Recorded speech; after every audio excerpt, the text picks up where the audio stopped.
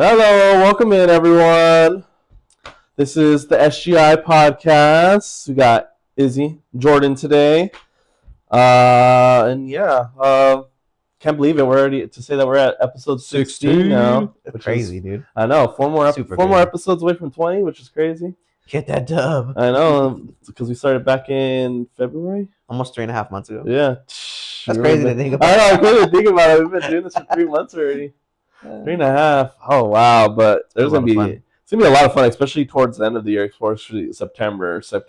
There's gonna be tons of stuff to talk about. I don't even know if we're gonna even be able to play it all because there's so many games coming out that month, and of course you got August, which is kind of good that they're doing it. Yeah. But August is Gears of War E Day, isn't it? No, it's October. Oh, it's October. I thought it was in August. October. I know. You still got to build that PC up. I have till then, so I'll be all right. I'll be all right. Oh, I thought it was, well, I guess there's not really too much. I guess it's good that it came out in October then, because I think there's like a lot of games in September. So I feel like E-Day would have gotten a little overshadowed, unfortunately. Oh, yeah. So the fact that I don't know too many games that are coming out October, so I feel like a good way to shine. It's just crazy that they're doing it a month before GTA 6, which is insane. I think it'll still do good nonetheless. I think it'll definitely get people to play, but they'll probably play it for like a couple weeks, and I feel like not too many people are gonna be playing it. I mean, it's pretty much to hold them. It's pretty much to hold them off till Grand Theft Auto 6 comes out. I'm gonna double check because now you got me questioning it. I thought it was August for some reason, but I'm excited. I'm definitely be playing E-Day, so I have to get that on Steam. Oh, October 6th, yeah. Oh, I was right. Yeah. So yeah, it gets like a good month of to shine before GTA 6 comes out. Oh yeah, I think because now that it's back to being an exclusive, it'll be a little bit more. I feel like the demand for it's going to be so much higher. Yeah, and it looks good, and it actually looks like graphically better than all the like previous Gears of War. So it definitely looks fresh for sure. Yeah. And I think the fact that we're going to get to see familiar faces that died off. The nostalgia. That died off early in the game. That's how you get everyone to pay attention to your IP, just get a bunch of nostalgia. After they emotionally damaged everybody. Yeah. I think it's only fair that they bring those characters back. My only thing is like, I wonder if we're going to see any of the Carmines. Like, we should see Anthony Carmine just because he's the first one that dies in the first one. We better get a Carmine. It's gonna be weird if there's not a Carmine inside those Gears Wars.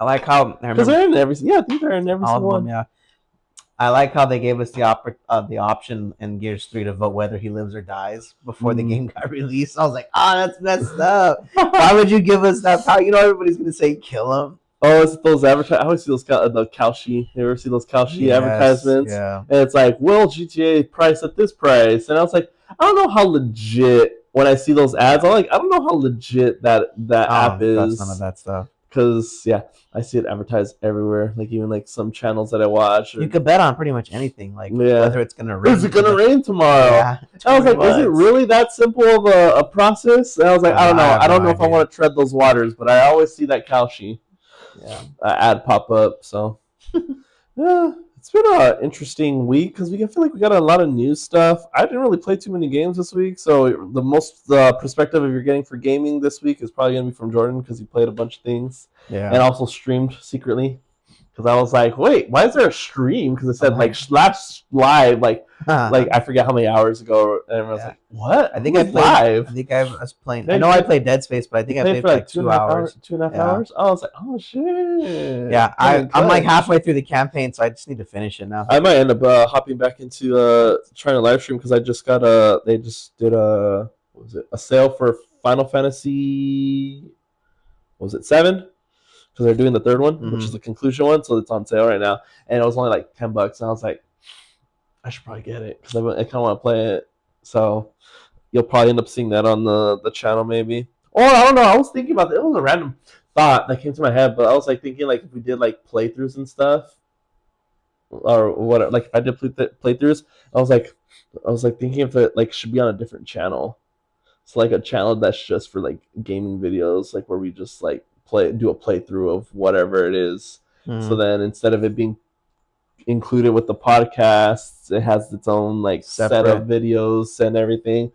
Because I was like, I haven't played Final Fantasy VII, and then because it's like hype right now because the new one's coming out, I was like, it'd be kind of cool to do like a full like playthrough. So doing like the 35-minute episodes and just going through the whole game from beginning to end on YouTube would be kind of cool. I don't know.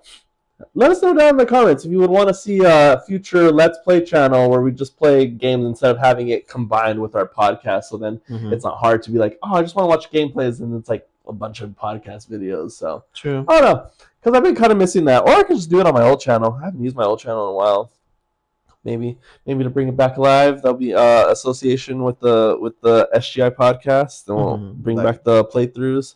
Or I don't know, maybe start off fresh with a new coat of paint and have a brand new channel. I think would be kind of more interesting because I get to make a new logo and banner and all that stuff for it. So I don't know. Let us know if you would be if you would want to look into watching us play games instead of just watching our live streams and seeing if you catch them or not. You actually get to watch like videos. So, yeah, that was a random thought. What do you think? I think that's a pretty good idea. Yeah, I was like, oh. I just know that the videos are going to be really long. Oh, for what? Like the playthroughs and stuff? The playthrough? Well, for me, it's a little bit easier because I can record, so then I can pretty much just do like increments of 35-minute videos, and then it just records, and then stop, and then start the next episode or whatever. But, something to maybe look forward to. Be kind of cool, especially with all these games coming out. I feel like we would want a channel with just all the games that are coming out and us like doing a full playthrough of them. So yeah, there's a lot of stuff coming out. How was your week before we dive into some of the stuff that were announced and things that we got to see this week? I kind of played a mixed games here and there. Like I played through GTA San Andreas and beat it again. Ooh. I really forgot how much detail is in that game. Like I thought like it was just a really boring GTA growing up, but going back into playing it now, I'm just like, wow, like I forgot like how really good this game actually was. The only GTA I ever played was 4 and 5. Those are the only 2 I played. So I did that, and then I played a little bit of Helldivers 2, which I love that game. It's just a game that you could just kind of zone out to. You just pick your missions, play it, just kill things endlessly, and have fun. I thought it was kind of interesting because I saw like a video, and apparently all the factions get put into into one map now. And I was like, there's already chaos with just one faction. Imagine having all the different factions in one map. It's a headache. I was like, I feel like the game would be like run slower or something because you have so much going on. I feel like it would just break your PlayStation. Yeah, and the harder the difficulty, the worse it is. I bet. Yeah, I think I play on Impossible, so I think that's that's level 9, but it goes up to level like 12, I think. Okay. So it's like Helldivers. I don't remember. Yeah, I don't remember any of the That's such a stupid difficulty. Unless you have a stack team, I wouldn't even bother. But have you had the experience with the faction things yet? No, I have not. I've seen the videos, and I'm just like, I don't know. Unless it's an update that's coming later, because I just saw a quick little snippet, and I was like, I don't know if that's an update that's coming or it's already in the game.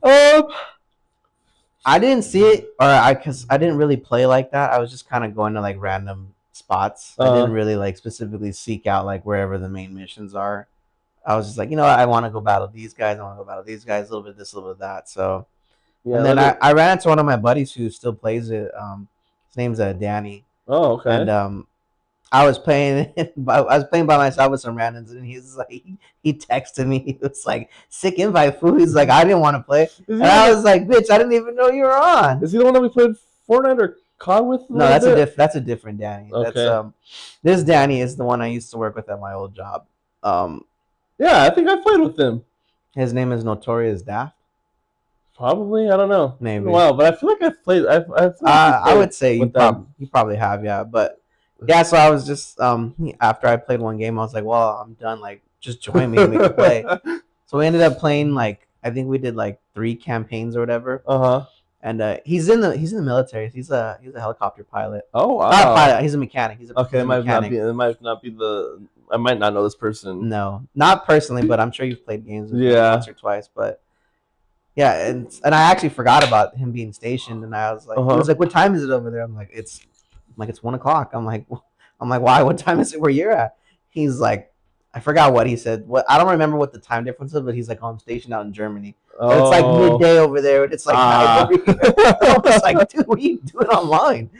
And he was just like, I got bored. Like, oh shit, dude! Like, I didn't know you were stationed out in Germany. Watch out. Okay. Yeah. And of course, I made a bunch of Nazi jokes. Oh no.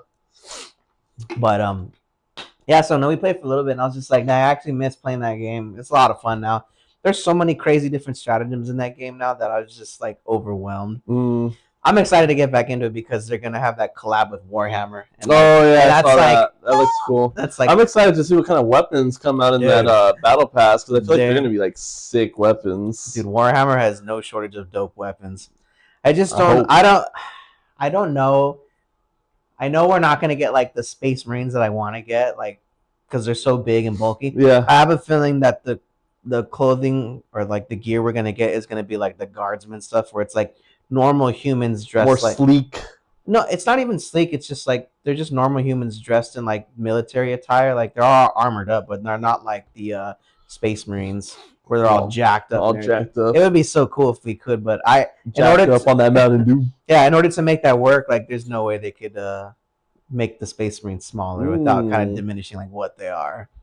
But if they do, I'm all for it. I don't even care about the lore. I just want to know like. I just want to fight as a Space Marine in third person. I don't think they're gonna do a lore. I think it's just mostly just a battle pass thing. It'd be kind of cool if they did like a kind of like a lore to incorporate them into like Helldivers, but I don't think they usually do that with their collabs. It's kind of just like, hey, it's a collab.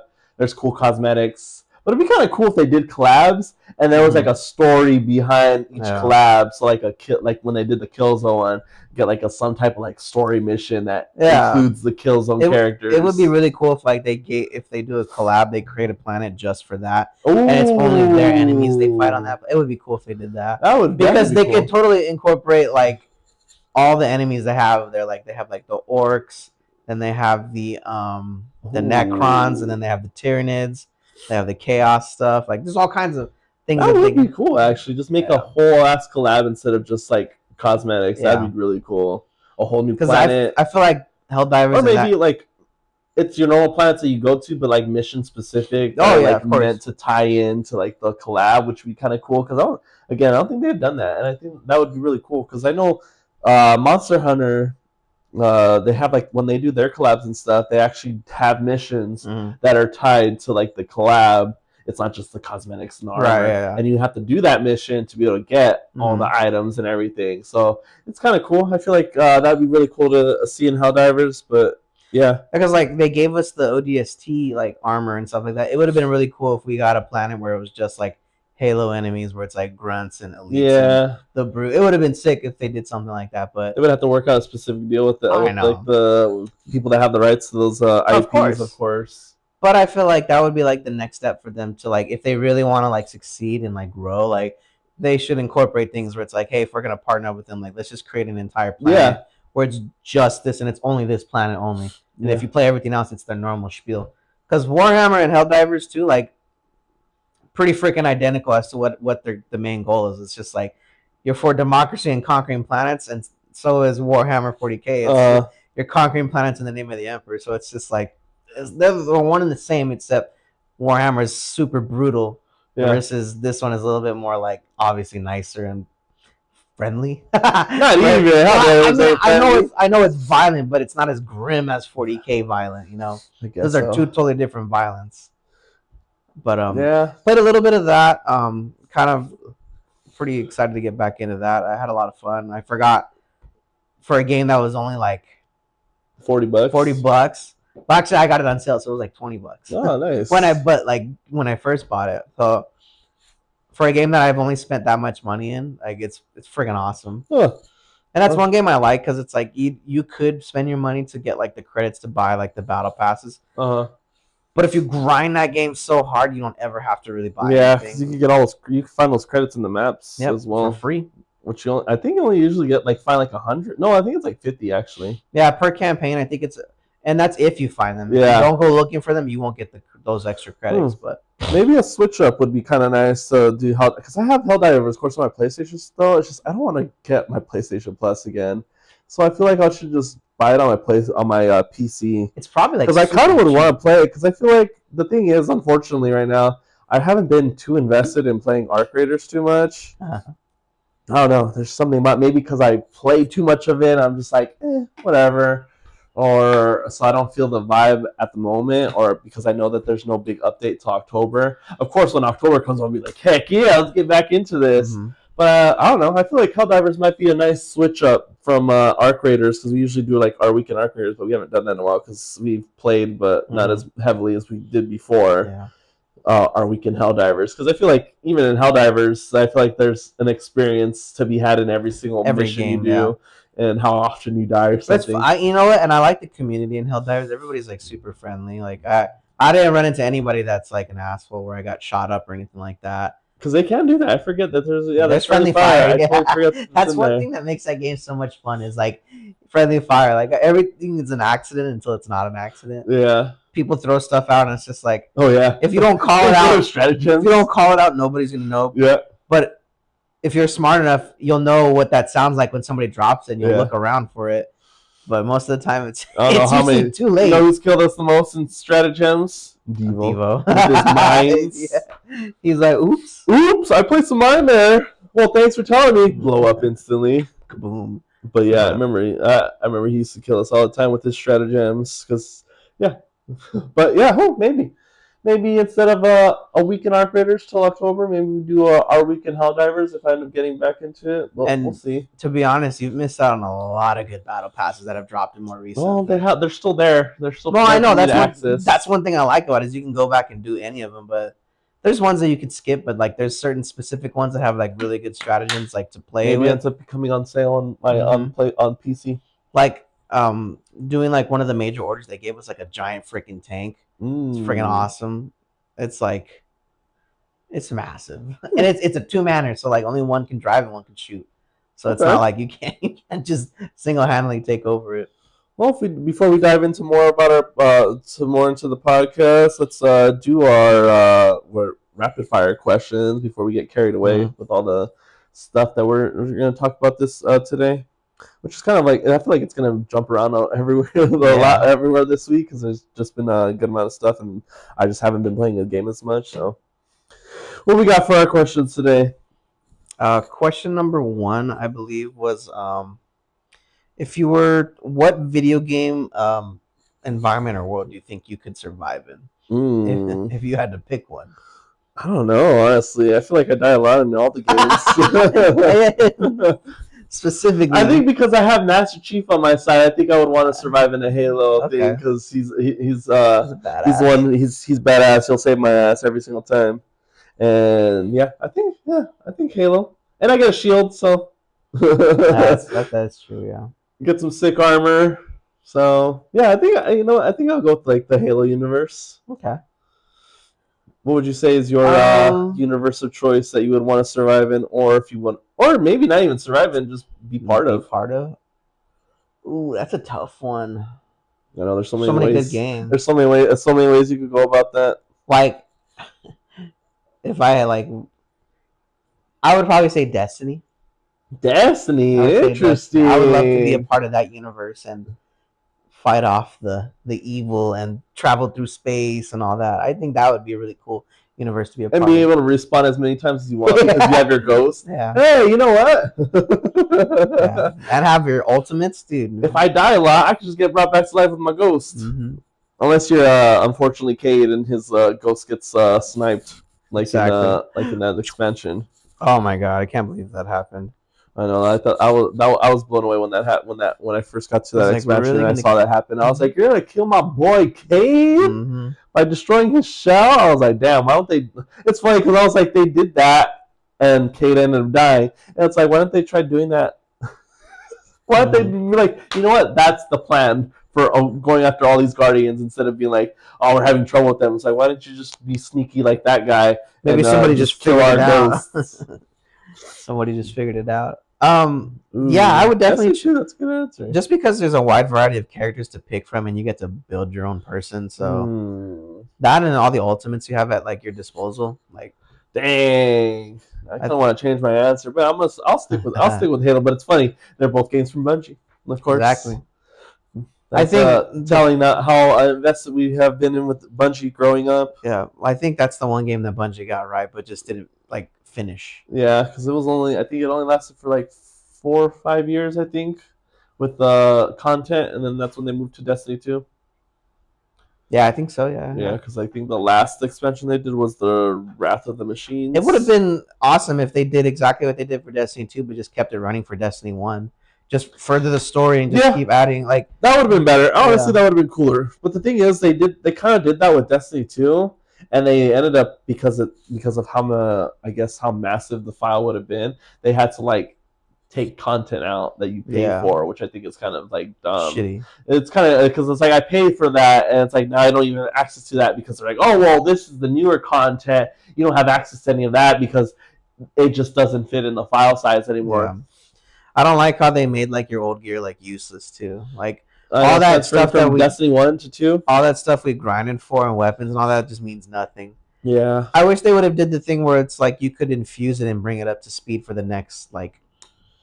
But it's kind of interesting when I think about it, when they weren't able to keep all the expansions available to you in Destiny 2, but like I play Final Fantasy 14, and that thing has like 5-6 expansions.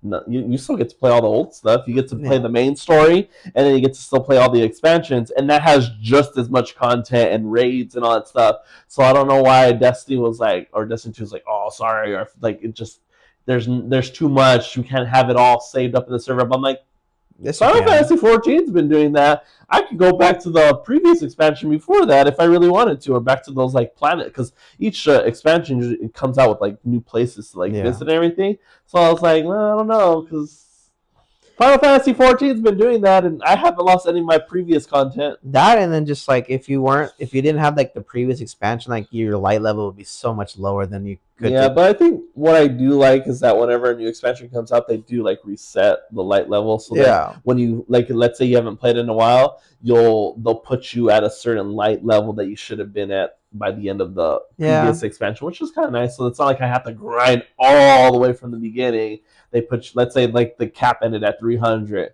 So then when the new expansion comes out, when you start that expansion, they put your light level at 300, and then you grind for the new cap.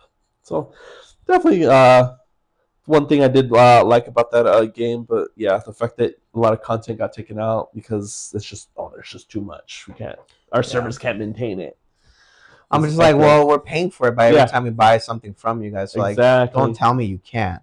Yeah, you just don't want to. You don't want to spend the money. Yeah, to have bigger servers or something. When Destiny, that's Bungie, so I feel like they have the money to be able to provide us bigger servers. And I think they said they're already shutting down the servers for Destiny 2 or something like that. They're not shutting it down. It's just what are they doing? The state of the game right now is where it's gonna stay. So where the way the game feels and everything. No more updates or anything. There's no like future expansions or any updates after that. So you're playing it as it is. Yeah, I know. Everybody in the community is trying to get everybody to get back on it. Yeah. And I'm just like, I don't really care. Like Destiny 2 kind of ruined it for me. Like, they're trying to petition to get Destiny 3 as well. Well, like a lot of people fell off of Destiny 2. Why are people trying to petition for Destiny 3? You had a not so great of a time. You had like back and forth time with Destiny 2, but yet you wanted Destiny 3. I don't know. People are just desperate to play something different, I guess, or new. Yeah. New. Or they're invested in the world. It's just like they're invested in the Destiny world, of course, and they just want to see a third one. I don't know too much. More improvements and everything. I don't know too much of the story, but I think like everything's kind of said and done, right? Like the traveler is like dead or moved on. Like, I don't know. I wouldn't be able to tell you the story. I don't know right now, but I know that like. I think the story is kind of like at a dead end where it's just like, well, they've apparently there's a submission that you were able to do, and it pretty much kind of showed off what they were planning to do for future expansions, like where the story was going. And it's like people were playing this mission and like, oh, that seems interesting, like of a story to take. And then it's like, well, it doesn't even matter now because they're not doing any expansions. And it's just like, wow, so this is the direction that we're going to take the story. But then they decided to be like, all right, we're not doing any more Destiny 2 stuff. And then because they want to work on other IPs, so you probably won't be getting a Destiny 3 anytime soon. Yeah, I know. Or else do they want to focus on all the trauma that Marathon has brought them? So maybe they're trying to catch up with that. But I feel like that game, even with the Season 2, and I've been enjoying it. I've been playing it here and there. I was just like, I don't know. Just there's like something missing, and I'm just like, the damage has already been done. It's too late. The new shell's pretty cool. The Sentinel, which is it's been fun. So it's like I've been enjoying it. It's just there's not that like pizzazz for me to keep playing it for till season 3. Like I'll play a little bit here, take off for a couple weeks, then play it again. Like it's not a game that I like want to be consistently part of, even though it's fun and I enjoy it and it feels good. Just it's not holding me in, unfortunately. Just like Arc Raiders, unfortunately, with everything right now, I don't know. Arc Raiders hasn't been keeping me in. Like we played like last week, I think. Like 2 weeks ago. Yeah, like 2 weeks ago, or maybe a week. No, we played last week, I think.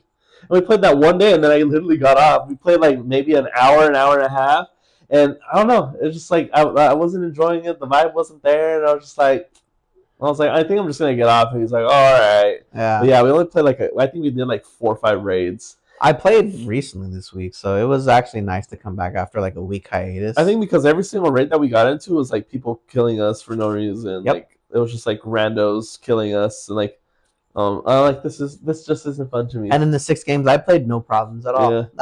Yeah. Like, I will say like after like not playing for a week and coming back, the first game I played, I went with like a pretty basic loadout. I had like a Pharaoh level 4 and a Rattler level 4.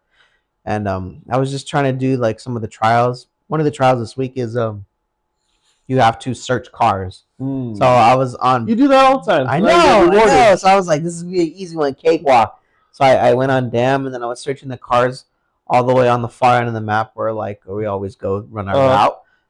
And I heard somebody break their ankles. And I had my headphones volume turned up because when I play solos, I'm like, this shit has to be to the max because I want to be paranoid, and I know somebody's behind me. I heard somebody crack ankles, and immediately as I was searching through the car, I came out of it, and I dove. And as soon as I dove, somebody shot a round at me, and I was like, "Oh, it's on!" Like, I'm like, "That's kind of petty. You're gonna wait for me to search and then try to gun me down." I'm like, "At least fight me straight up."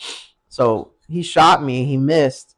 I hid behind a bus. And I love that the game's in third person because you could just peer around corners. Yeah. And so I think he thought I ran, so he started booking it, and he put his gun away, and I turned the corner and just with the Rattler, and I downed him. Maybe I need to just play the game solo, maybe because like when I play, like I enjoy playing together, but it just I don't know. It just every single game just feels like I'm playing a freaking finals freaking NBA game or something like that. Like everyone's so sweaty and just like. Well, I will say that I know like with the more recent update, they've kind of upped the ante on the anti-cheat thing, so a lot of people got kicked off. When they put in this new anti-cheat, so the lobbies are slightly cleaner now, if you will. So for some reason when I played this week, I didn't really feel like everything was going to be a gunfight. I got into that one altercation, and the other 4 games after that, nothing. It was just me taking an arc, grabbing cells, doing what I need to do. So I guess our segment has turned into, I guess it's not even our week in Arc Raiders, it's the state of Arc Raiders right now. Because I feel like there was a couple things that also that came out with the updates, and I saw, I was like, oh, that's very interesting. There's 2 new things now. So apparently, I found out that you can't even you can't do a free kit anymore in close scrutiny, which is that event, night raids. And I was like, interesting. I hope everyone just goes there and I could go play the regular maps and not have a sweaty ass lobby. Well, yeah, I think I like the idea of what they're doing is like you have to have a certain tier of loot to even enter in. So like, so whatever I don't know what the exact number is, but like it can't be a free kit. So, like, even if you're using, like, a basic loadout with, like, basic guns, like, it still qualifies for you to get in. So, because, I mean, you got to have some sort of value to go and loot and do the good missions. Yeah. Because that leaves better opportunities for people who are going in there and they kill you. It's like, hey, like, it's almost like pay to play. Like, you're going to gamble with, like, X amount of gear. And I feel like the other person I'm battling against should have equal or a little bit lesser gear than me that I can take. Because if I don't find what I need in the map, I should be able to get it from somebody. Yeah, well, I hope that changes the vibe of the of the servers when I play online, and I'm just not doing the night raid, and I have less sweaty people. Because those 4 or 5 games that we were playing, it just wasn't fun. Like we were just minding our own business, and then they just started shooting at us. And that's like most of the scenarios for those 4 or 5 games. Like we were not bothering them. Or do anything, and they just start shooting at us, and we're just like, I just didn't enjoy it, and the fact that again, this has always been like my thing. Is like I hate having to like craft everything all over again, especially when you have. So you take all that time, invest all that time to like craft your stuff, and then you get into one raid that just doesn't go well, and then you die, and then it's like there I am spending another amount of time making my class, and it's just like if that is a consistent thing, me always having to come out of game, craft something every single time, it's like I don't know, it just pulls me out of it, and I'm just like, ugh, this seems more of like a chore than actual fun anymore. Yeah, I get you on that.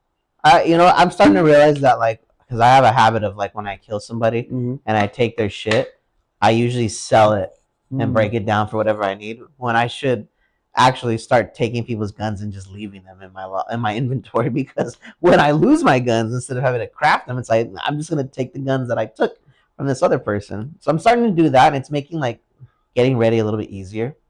Because so when I take a basic gun and then just win a gunfight and then take their stuff and then work off of their loadout. Well, kind of, yeah. Well, like also going with my decked out loadout like I always do, but I'm just saying like instead of taking their weapons and then like dismantling them for like the money or the parts, just leave it in inventory, and it's just I'm cycling through weapons like as I need. Oh, like just instead. Okay, I see what you mean. So just holding on to all those guns. To me, that's when you take it back to Esperanza. Correct. To me, that's what takes the most time, is having to do the parts for the gun, upgrading it. Yeah. Versus like, hey, I took these guys' guns, and it's just like, they're already ready to go. So why would I?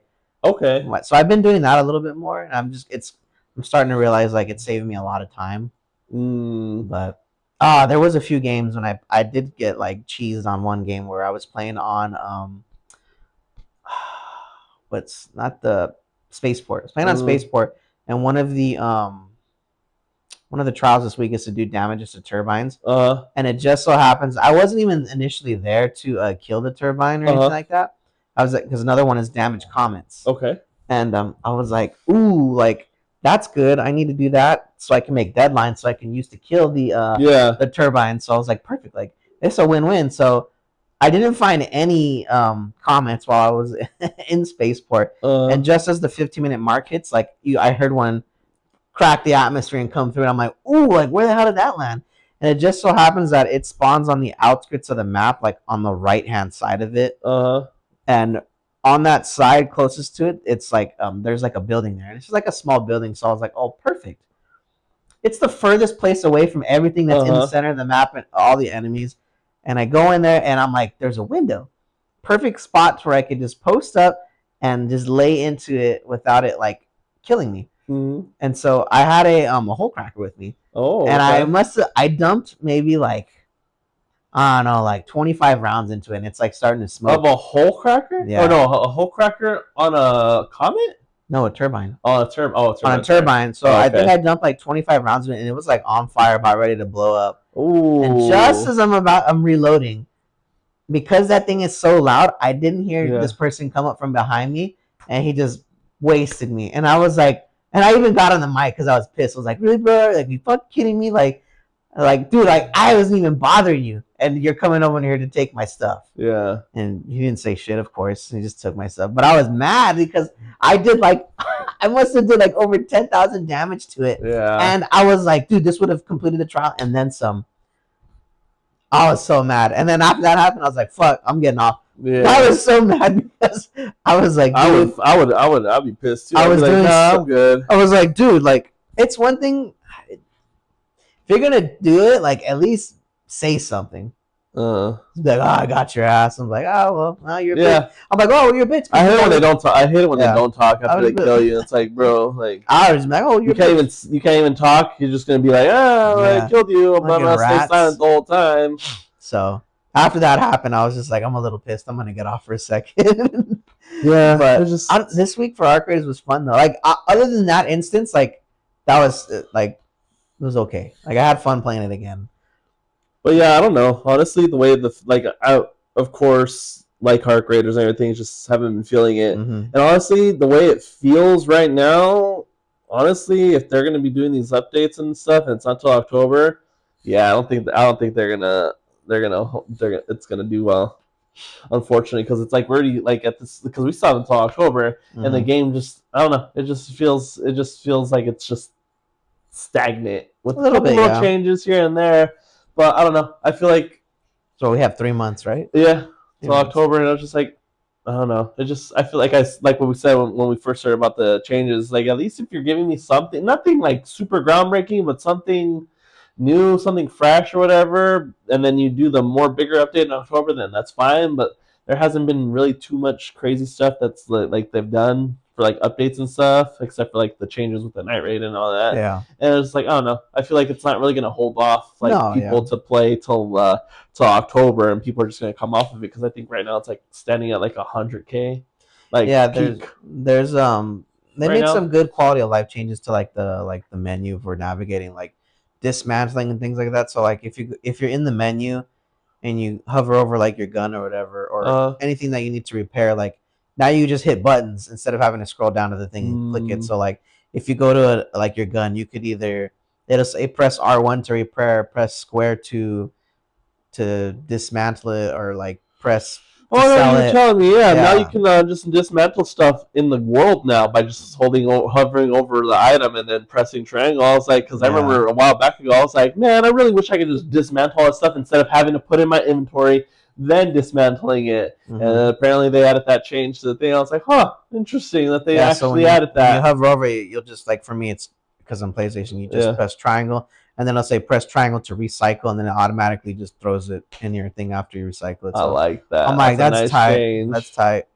Definitely makes it easier. Because sometimes you want to scrap the thing, but since your inventory is full and you know it turns into metal parts, you have to like take out something, grab that item, then dismantle into metal parts. But now you could just be like, oh, that turned into metal parts. Hold triangle, dismantle it, and automatically you'll put into your metal parts like reserves. So I was like, that's a nice change. But honestly, yeah. And then it definitely feels weird to not have like the monthly updates and trying to wait till October. And well, this update was kind of random. I didn't know this was even coming. So like the 2 new missions that they got going on to find new relics. Oh yeah, stuff. The new live event that went live just, I think on Tuesday. I think it's fun. It's just scavenging, just like the old one was. But the 2 new things that you have, like I think they're giving you a total of like 700 or 800 coins for free just for doing it. So I'm like, that's kind of worth it. I mean, like if I complete those, like I'll have enough to buy another skin. So I mean, like I think that's pretty cool that they're willing to give you that. Plus they're giving you a brand new free outfit. I think they call it the Sandwalker or something, like, or Saltwalker, I think is what it's called. Actually looks pretty cool. Pretty cool. So I was like, I have a Sandwalker one. That's the one that makes me look like a freaking what's those guys from Star Wars? The staffs, the Tungsten Riders or whatever, Raiders. Oh yeah. That's what it gives me whenever I use that skin. But I've mostly just been rocking my what's that called? The Sand People. What was that? The one I have right now. I forget the name of it, but like that's the cool helmet and everything. The Fisherman, I think. It's like the Fisherman skin or whatever. Because they got updated, and that's the only one I've been rocking because it's like my favorite like aesthetic. It just is aesthetically pleasing. It's got like that cyberpunk look to it. But maybe to get back into it, maybe I just have to play solos because I just hate having like I want to play with Jordan, of course, playing Arc Raiders, but it just isn't fun half the time. Just because every single game is like I'm like again fighting in the finals in the NBA finals over here, and I feel like.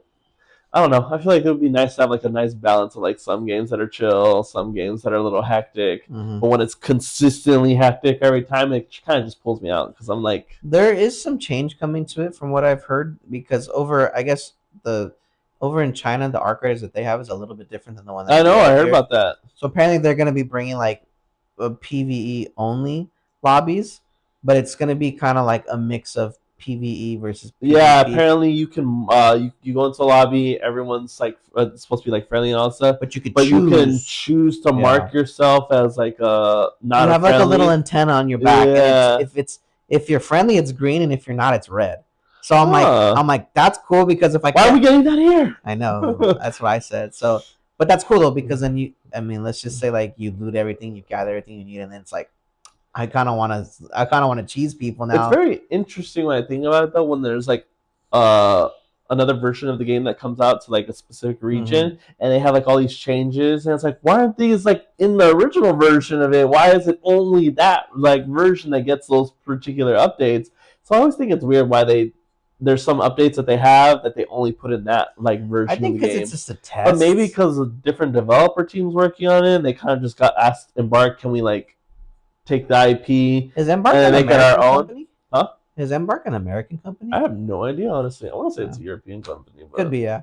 I don't know. Maybe it's just like a trial and error thing. Like they know like the market for games out here in the US is different, and it's just like, hey, like let's try it over here in this side of the world and see if they like it. And if they do, maybe then we can port it this way. Yeah, but there's also two like skins that usually come out, and then that's like a really cool skin, and it's like only this region has it. I'm like, why don't I get that skin? Like, why do they get to get that skin? Now I have to move over there to get that skin, or use a VPN like that people use to be able to change where their region is, so they can just have access to that. But yeah, hopefully, I don't know.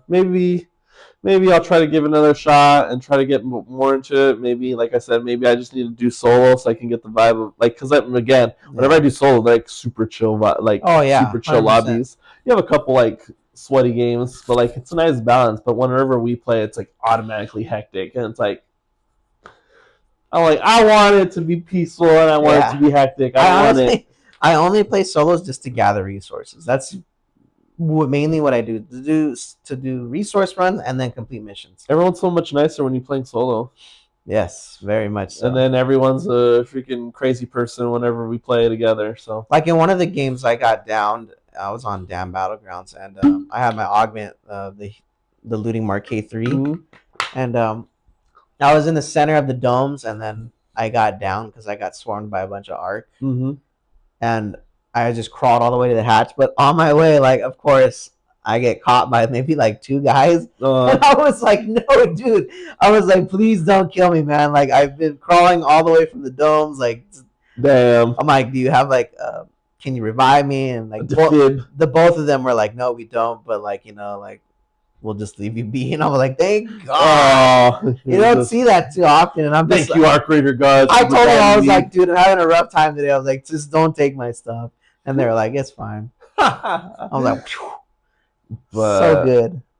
There are some nice people out there. Also, too, I think they cut from like a couple, like, I guess, a video that I saw, like data miners or whatever, talking about how big this frigate's going to be when it comes out in October. It's almost like a mini map. It's pretty much a whole map in itself. And apparently, like, it takes up, I forget how big it is, but they were showing the comparison of, like, the whole map. It takes a quarter of the map up. Yeah. And I'm like, damn, that's huge. But that's cool, though, because there's going to be levels to it. And I'm like, that's going to be sick. Yeah, so apparently to be able to have access to it from what they're thinking it's going to be, you have to, like, find these beacons. Yeah. And then you set up all the beacons out stuff, and then it's going to give you, like, a tool or something that lets you go up there. Yeah, I did see that. So it's like, it's very interesting what they're going to do with that, like, frigate. So on top, there's going to be two different types of loot. Like, it's going to drop two different types of containers. One with like super rare loot, and then one that's kind of like similar to. They kind of look like the supply drops. Yeah, and then like so you can either get those down there, or you go up top and get the better loot. But I'm like, what the hell?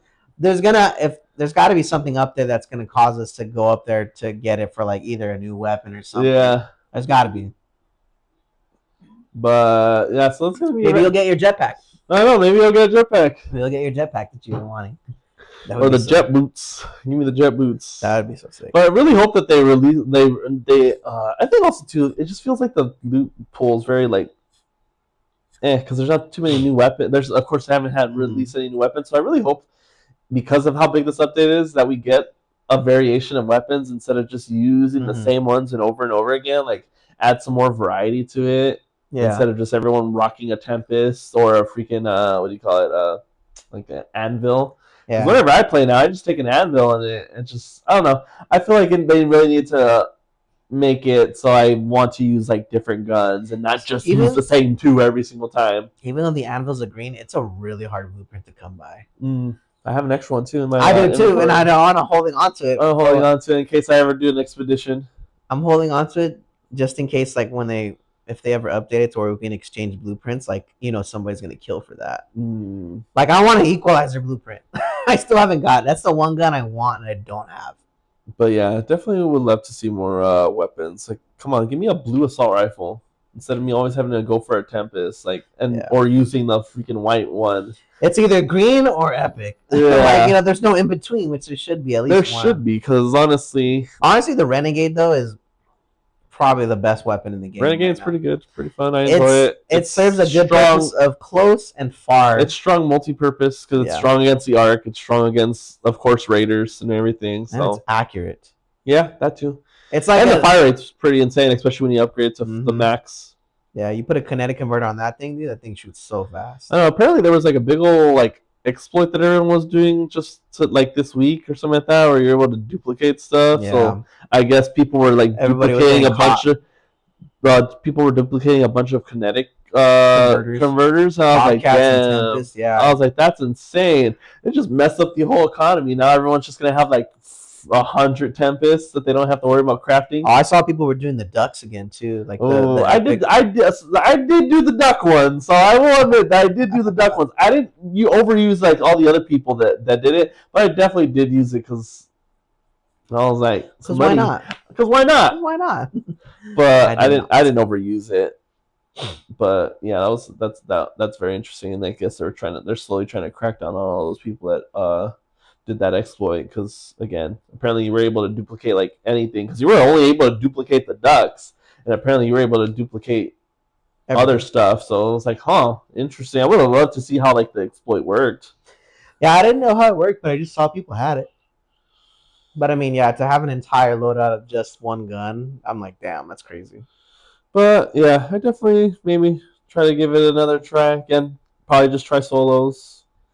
Or maybe we'll try playing something else. I don't know, because we haven't really touched Outlast Trials recently, because we played it. I think the last time we played it was last week. Yeah, it was a week ago. Yeah, I don't even think we finished the carnival. No, we did finish the carnival area. Did we finish the carnival area? No, I think we have one more. Maybe I could be wrong. But I kind of do miss that game, because I kind of wanted to play yesterday, but I think I was uploading our editing, doing some of the edits and uploading our podcasts from 2 weeks ago.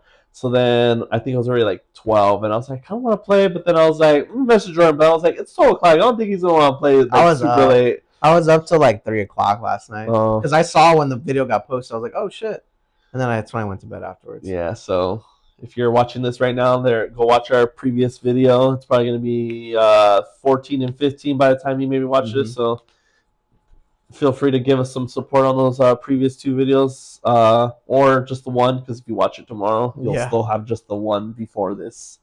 But yeah, it's been pretty fun. I've mostly been just playing TFT, which is the auto chess game, because I don't know. I kind of enjoy more games that I could just chill on my chair and not have to be super sweaty or whatever. So honestly, I've been enjoying just putting on some music and listening, playing TFT. So that's what I've mostly been playing, because it's I kind of enjoy playing video games and playing music, but with Arc Raiders I can't do that, because I need to hear all the sounds from people that are around us, or just the Arc that are by us. So I don't get to enjoy the music. So when I play that, it's just I get to just vibe. I don't have to worry about listening to footsteps on stuff. And I think that's probably what's been pulling me out of it. I kind of want something where I don't have to be aware 24/7. I can just enjoy. It's funny you said that. That's one thing they did fix too, is they upped the sound of your footsteps. They also upped the sound of the Raider caches, and then they upped the sound of when people take zip lines. They make different noises now, and they're louder. So if you hit the zip line, it makes this little twang noise, and it goes all the way up. So if you hear somebody jump on it, you can hear it sooner than before they're already halfway interesting. Up. So I was like, that's nice. There has actually been some great, there's been some good quality of life. Yeah. That's why when I played yesterday, I noticed it, and I was like, what the hell? I've never heard that noise before. I think that's what's probably pulling me out of Arc Raiders. It's I don't want to have to be fighting for my life and then not being able to just chill and playing those games, which is why, again, I've probably been playing TFT, because it's just, I get to just sit. I don't have to be on my use all of my controller or anything like that. I just use my mouse, listen to music, and just vibes. So I kind of been I just like the change of pace, and that's probably why it's been pulling me out of Arc Raiders, because I don't know. I hate every single game. I can't be I'm just gonna chill, whatever, in an Arc Raiders game. That's just not the name of the game. So I feel that's why I haven't been into it too much. But after all those little quality of life changes, I definitely should probably give it a try again. But we'll see. But also too, I think anything else? Any other thoughts for our creators? No, I mean, like I said, I just recently, after taking a week off and getting back to it, it's a lot of fun. I think that's like taking the break from the game and coming back to it's been pretty nice. So I'm kind of just rediscovering it a little bit again. Obviously, I know there's going to be ups and downs in that game, but I felt like I had more ups while I was playing than when I was. And then when I join you, it's all downs from there. Pretty much. But onto other things too. Was it GTA 6? Apparently, the pre-orders are going live on the 25th. So yeah, because we're on the 20th right now. Yeah. So in 5 days, I was like, well, the internet's gonna break that day. That and just the amount of money they're gonna get before the game day release. But we get to see what the price is gonna be when it drops in 5 days, which is kind of nice. I feel like it's gonna be. I don't know. That'd be very interesting if it was, but I feel like it's gonna be 80. But I'll be very surprised if it just ends up being 70. I'll be like, whoa! I feel like the base price game will be 80, and then like all the special editions will be like excess of $100 to $200. You know, there's gonna be a package where it's just like, hey, like when the online kicks off, you're gonna get like $1 million or something like that in their currency. So yeah, you know damn well that's what's gonna happen. But yeah, honestly, yeah. It's gonna, and then also too, it's coming. They got the finally a release date. I think November 16th is when it's coming out. And it's kind of funny because surprisingly, when that got announced, like the release date and everything, apparently there were some like more like small businesses or whatever that they were actually putting out statements to me like, hey, because GTA 6 is coming on this day, we were actually closing for the day. I was like, what? I saw that post. Like, I was like, that's wild. Said like so many of their team members were taking that day off that they just decided to give everything. I was like, dang, we're getting a national Grand Theft Auto holiday. I was like, you know, fucking Elon Musk is taking the day off. But you know, like big corporates are not going to do that, of course. They're like, no, you come and work. So like smaller companies, it's kind of cool that they get to do that and be like, hey, you know what? I'm going to be playing it too, so I'm not going to be in the office or wherever their job is. We're just going to, no one needs to come into that day. I was like, I want to work at that place. For real. You know, Elon Musk is going to take the day off for that, dude.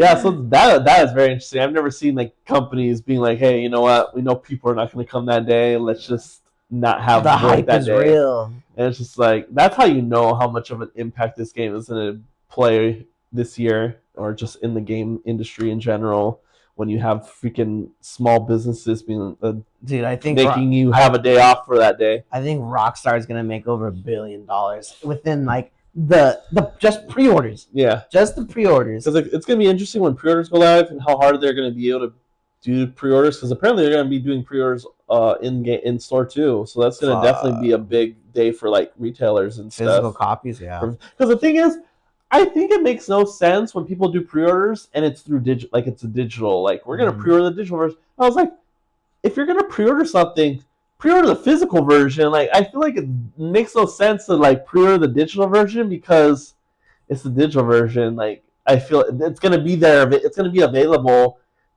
even when the game releases or the day after the game releases. Like, the digital version's not going anywhere. So when people are like, I need to pre-order it and all that stuff, and it's just like, I don't know. I think it's kind of weird when people pre-order digital games. But like, if you're gonna get a physical copy, yeah, pre-order it, because this shit's gonna sell out. I just think they don't have a lot of physical discs for the demand to be met. So it's like, hey, if I can't get it on the physical, like I know for a fact I can get it digitally. Yeah, but again, I like physical copies for games that just because, you know, in case the internet ever goes down, I can still play my games. But I just unless there's some sort of benefit to pre-ordering it physically, like most people don't care. Yeah, but again, it's like when like pre-orders are going live, and it's like digital and all that stuff. It's like, I don't think you really need to pre-order it if it's going digital. But yeah, I feel like that shit's gonna sell out super quick for pre-orders and physical copies literally on that day probably. I miss GameStop's gonna be busy. I miss when you used to pre-order games and you had to go and physically pick them up at a store at midnight. Those are the best. And what I always liked about doing pre-orders in store too, well, with GameStop, I don't know if other places did that. You were able to like pay So like a certain amount. So it's like, oh, I'll put $10 on the pre-order, and then you could come in again and be like, oh, let me add another $10. So it's kind of I kind of miss that, being able to do like a plan where you don't have to pay for it all out of pocket right away. You could pay it over time. Yeah, and then you didn't until the game releases. You didn't have to pay till you picked it up. So it's like perfect. So yeah, I don't know. I don't know if other companies did that, like retailers. I'm pretty sure they did it. I'm pretty sure GameStop was the only. I think GameStop was the only one doing that, because I don't think you could do that Best Buy or anything. I always thought that was really cool, being able to just be like, all right, here's $10. All right, I'll come back later, put another $30 in it, and then I'll have my game paid off by the time it comes out. Yeah. Or with the digital, it's like you have to buy it.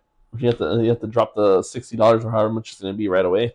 So definitely do miss pre-ordering stuff at GameStop. Mm-hmm. I think the only thing I might go to pre-order at GameStop is that 25th anniversary. Ooh, for the Xbox? Yeah. Oh, yeah. If they're taking pre-orders for it. They probably are. It'll be dumb if they didn't take pre-orders on that. That's like a moneymaker for them right now. Hopefully. It's funny how much GameStop is just holding on for dear life. It's been in danger so many times, and somehow it pulls itself out of a rut every single time. To me, I feel like GameStop is like an essential place to still be there, just because like it's just games only.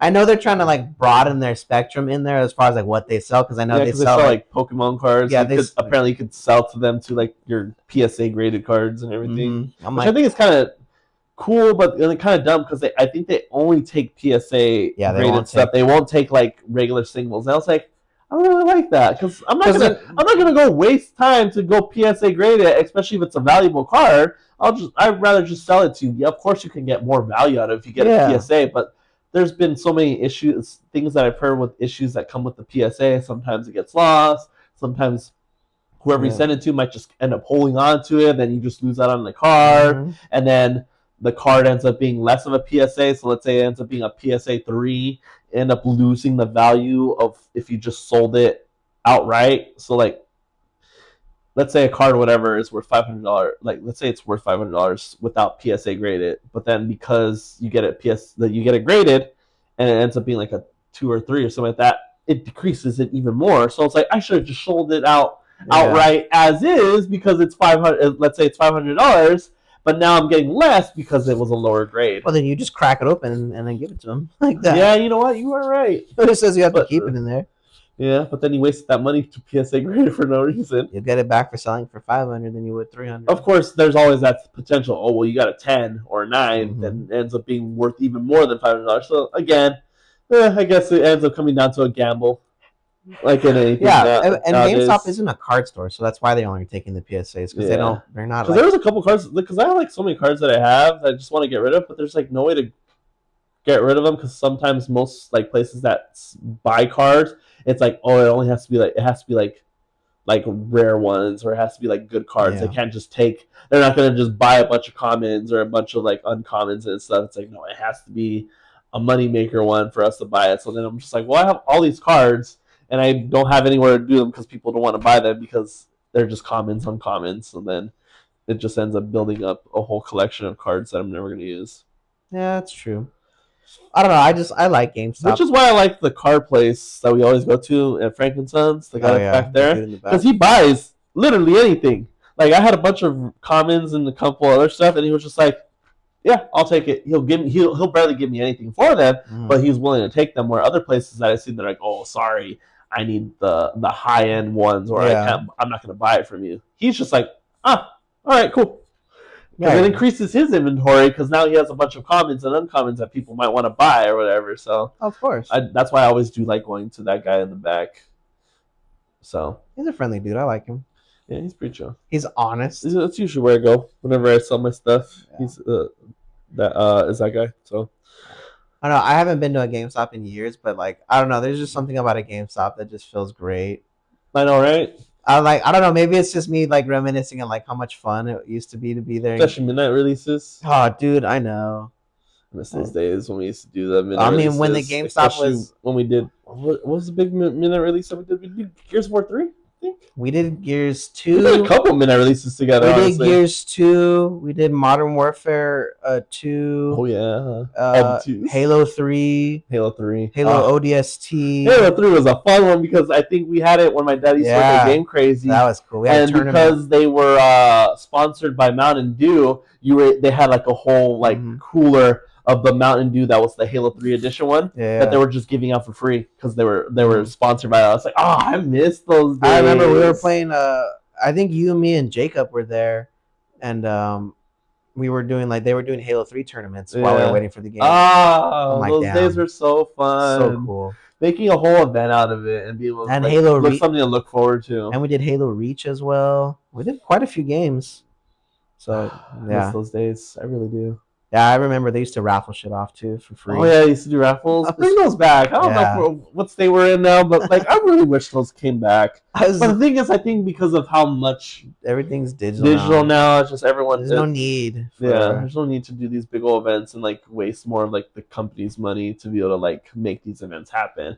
But I miss those days, man. I don't know. Those are just fun though. Those are fun. Something about being the first person in line and getting it before everybody else. And then it just makes that game much more unique because you have the game that was great, but you also have an experience before the game came out. There, so dude, I remember I used to call out. I used to not go into school. I remember those days. I'm I'm going to sick today. My parents would be like, "You can get the game, but you ain't staying home. You're going to school." I would go to school. I'd be like, "Where's Jordan?" And then later, when he would come back the next day, he was like, "Oh man, I was playing Halo 3 all night. I played that shit. I beat that shit." I know. There was times when you did, and you were like, "I already finished it." And I was like, you couldn't even wait till I got home to be able to play it. I'll play through it again. I was like, that's not fun anymore because now the reactions I have, you're not gonna have because you've already seen all of it. It doesn't mean I still won't like it. I love it. But yeah, I remember those days. I used to be so jealous of Jordan because he wouldn't be there the whole day. I was like, oh, I wonder why. I tell my mom I'm sick. I wouldn't be able to pull that out of there. But you're sick. You're still going to school. Had plenty of snow days, dude. But yeah, those days were fun, honestly. And yeah, I miss Hollywood Video or Game Crazy. It was Game Crazy. Yeah, Game Crazy was connected to Hollywood Video. Yeah, because they had all the displays. They had 4 displays where you're able to test out a bunch of games. And then they had there was so much stuff going on. My favorite thing about that place was I like how it was fenced off with a gate, and it just looked cool because it was a box. It almost looked like you were in a giant cage match. Yeah, that's what I liked about that side. Because they had a game. It actually was funny because they had you were able to test out the games in the Game Crazy, and they also had another game section where you were able to test out play mostly Nintendo games and GameCube and stuff on the other side. So there was a lot of stuff. You could spend hours at one of those places. Now it's just you buy your stuff and you're like, all right, I'm gone. I liked that you could also rent movies with your movie membership thing. You could also rent games too. Oh yeah, I thought that was kind of next level because I know Hollywood Video did it first and then Blockbuster did it later. I remember that. That's kind of cool. My dad, because he used to work at Game when he used to work there, he used to be able to just get free rentals. Yeah, from them. It's you get to have it for 2 weeks, and then you got to bring it back, but it was free and all that stuff because he used to work at Game Crazy. Oh, I miss those days. Yeah. I remember I used to go when I didn't want to go home right away after I get out of school, since he was just down the street from me. Yeah. I would just take the bus and just be like, I'm just gonna go hang out at Game Crazy and just go play games for a couple hours before going home. Hell yeah! But I miss those days. Just being able to there's a very cool vibe of just not always wanting to be home and just being able to go out and be able to do all these cool things and be able to just play games. Now it's just I just want to stay home because everything's here. Because now everything's crazy outside. Yeah, exactly. Everything's crazy outside. Or there's not too many places to just go to just hang out like we used to growing up. It's funny, all those games was just the era of Xbox 360. Mm-hmm. That console dominated for so long. Oh yeah. I remember. That was such a great... because all those games that we got we all done for Xbox. Yeah. The 360, yeah. None of us switched to PlayStation until PS4. Yeah. Some of us... I had a PS3, but I didn't play it as much. I had a PS3. The only reason why I had the PS3 is because my dad went on a conference in Texas, I want to say. And I think he won it in a raffle. They're like, we're doing a raffle for a PS3. And then they ended up calling his name, and then he came home. He's like, hey guys, look what I got. It was just a PS3. I was like, what? I think initially, like, the PlayStation was like my dad's. He got it for himself because he wanted to play God of War.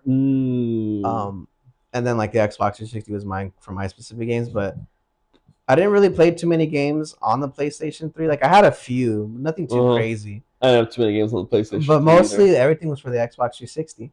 It wasn't until PS4 when they announced Destiny, and I was like, damn, like I want to get that game just for that. But Destiny came out on PS3. Because I played. That's where I started Destiny. I started playing Destiny 3. Yeah, you started before us. Yeah, no, I started after you guys. You sure? Yeah, I don't think I played the launch that you guys played because I got. Well, I think Destiny came out, and Destiny came out, and you guys were playing it for a while because I wasn't really too interested in it. But then you guys were kind of saying like, "Oh, it's so fun," and this and this. I think it released for the PS4 and PS3 at the same time. Maybe because the only reason why I got the PS4 was for Destiny, and I got the white Destiny bundle because that was like the first PlayStation I ever bought. You guys were playing it a lot, but yeah, I didn't play Destiny till way later because I remember playing on PlayStation 3, and then I switched to the PS4 because I ended up saving up to get a PS4, and then that's when I made the switch over. And I think you didn't play at first. I don't think I played. Yeah, I don't think I played for maybe like the first month or so that you guys played it because I didn't have the, I guess, funds to get Destiny 2 or Destiny or maybe I just wasn't as invested. But then you guys were playing it for like a month or so, and you're like, "Oh, this is really cool." I think you didn't get it because we weren't sure if like you played it on the PS3, everything would port over to PS4. And I think later on they announced that, hey, like if you buy it for the PS3, you could. Oh, that's what it was because you didn't want to buy it for the PS3 and then have to rebuy it for the PS4. But they said that, hey, if you bought it for the PS3, that you'll get a free upgrade when you. I didn't get the free upgrade because I remember buying a PS4 and I bought Destiny at the same time. Maybe it was because it was a pre-owned copy of Destiny or whatever. Maybe it was just the data then. Like you weren't sure if like it would transfer over. Honestly, I think I just didn't get it because I just wasn't interested, or also too just I didn't have means to get in the game right away. Because I remember you guys were playing it and you guys were like super high light level already, and I was now I gotta play catch up. Then we had to hold your hand and walk you through everything. yeah, I remember. And then I switched to PS4, and that's when I was playing it a lot. That's when I heavily played it, was PS4. I was so pissed though. Like after grinding that game so hard, you got the Gjallarhorn before me. I was still so mad about that. But then right after that happened, I had it on sale from the Zur. The day before he put it on sale, I got it, and then I was like, I remember. I don't even fucking care anymore. I was so pissed. Yeah, because you were super excited when he finally got it. We're like, yeah, he's finally got it. And then Zur came in on Friday. And it was on sale for that. And he was just like, son of a bitch, dude. I wasted all my time trying to grind that, and then they just gave it for free. I think that's one gun they shouldn't have put in the marketplace because it's such a rare gun. That gun was, I still have it in my inventory too. The Gjallarhorn was so fun. Those Wolfpack rounds were sick. It's so funny. They call them Wolfpack rounds. And then Arc Raiders, Wolfpack rounds. Yeah. And then they're just like very similar, like the little. I remember I think the one gun that you were most excited for when you got it was the Hawk Moon. Fuck yeah, dude! That gun was. The Hawk Moon was probably your like gun when you got it. You were just like, oh hell yeah, dude! Because like when you played like PvP with that thing, like there was one round that was like OP in that one. So like, and you never knew what it was. It was just so random. But like when it popped off, it was like it was like an instant kill. And the Thorn too. That gun was. I remember getting that gun. I remember my favorite thing was when I finally got the Vex Mythal class because I think 3 of us got the Vex Mythal class on the same like run. Yeah. And the first run, the Vex Mythal class. I didn't get it till like the 3rd run, but when I got it, I was like, "Dang, this thing melts." I missed that. I think that's what I kind of hated about Destiny 2 is that they had like these raids and stuff, but you were only able to get like purples and stuff. Yeah.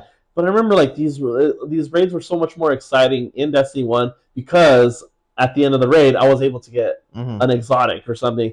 Because I think the way the economy worked in Destiny 2, mostly you were able to get only exotics from like they were kind of just random.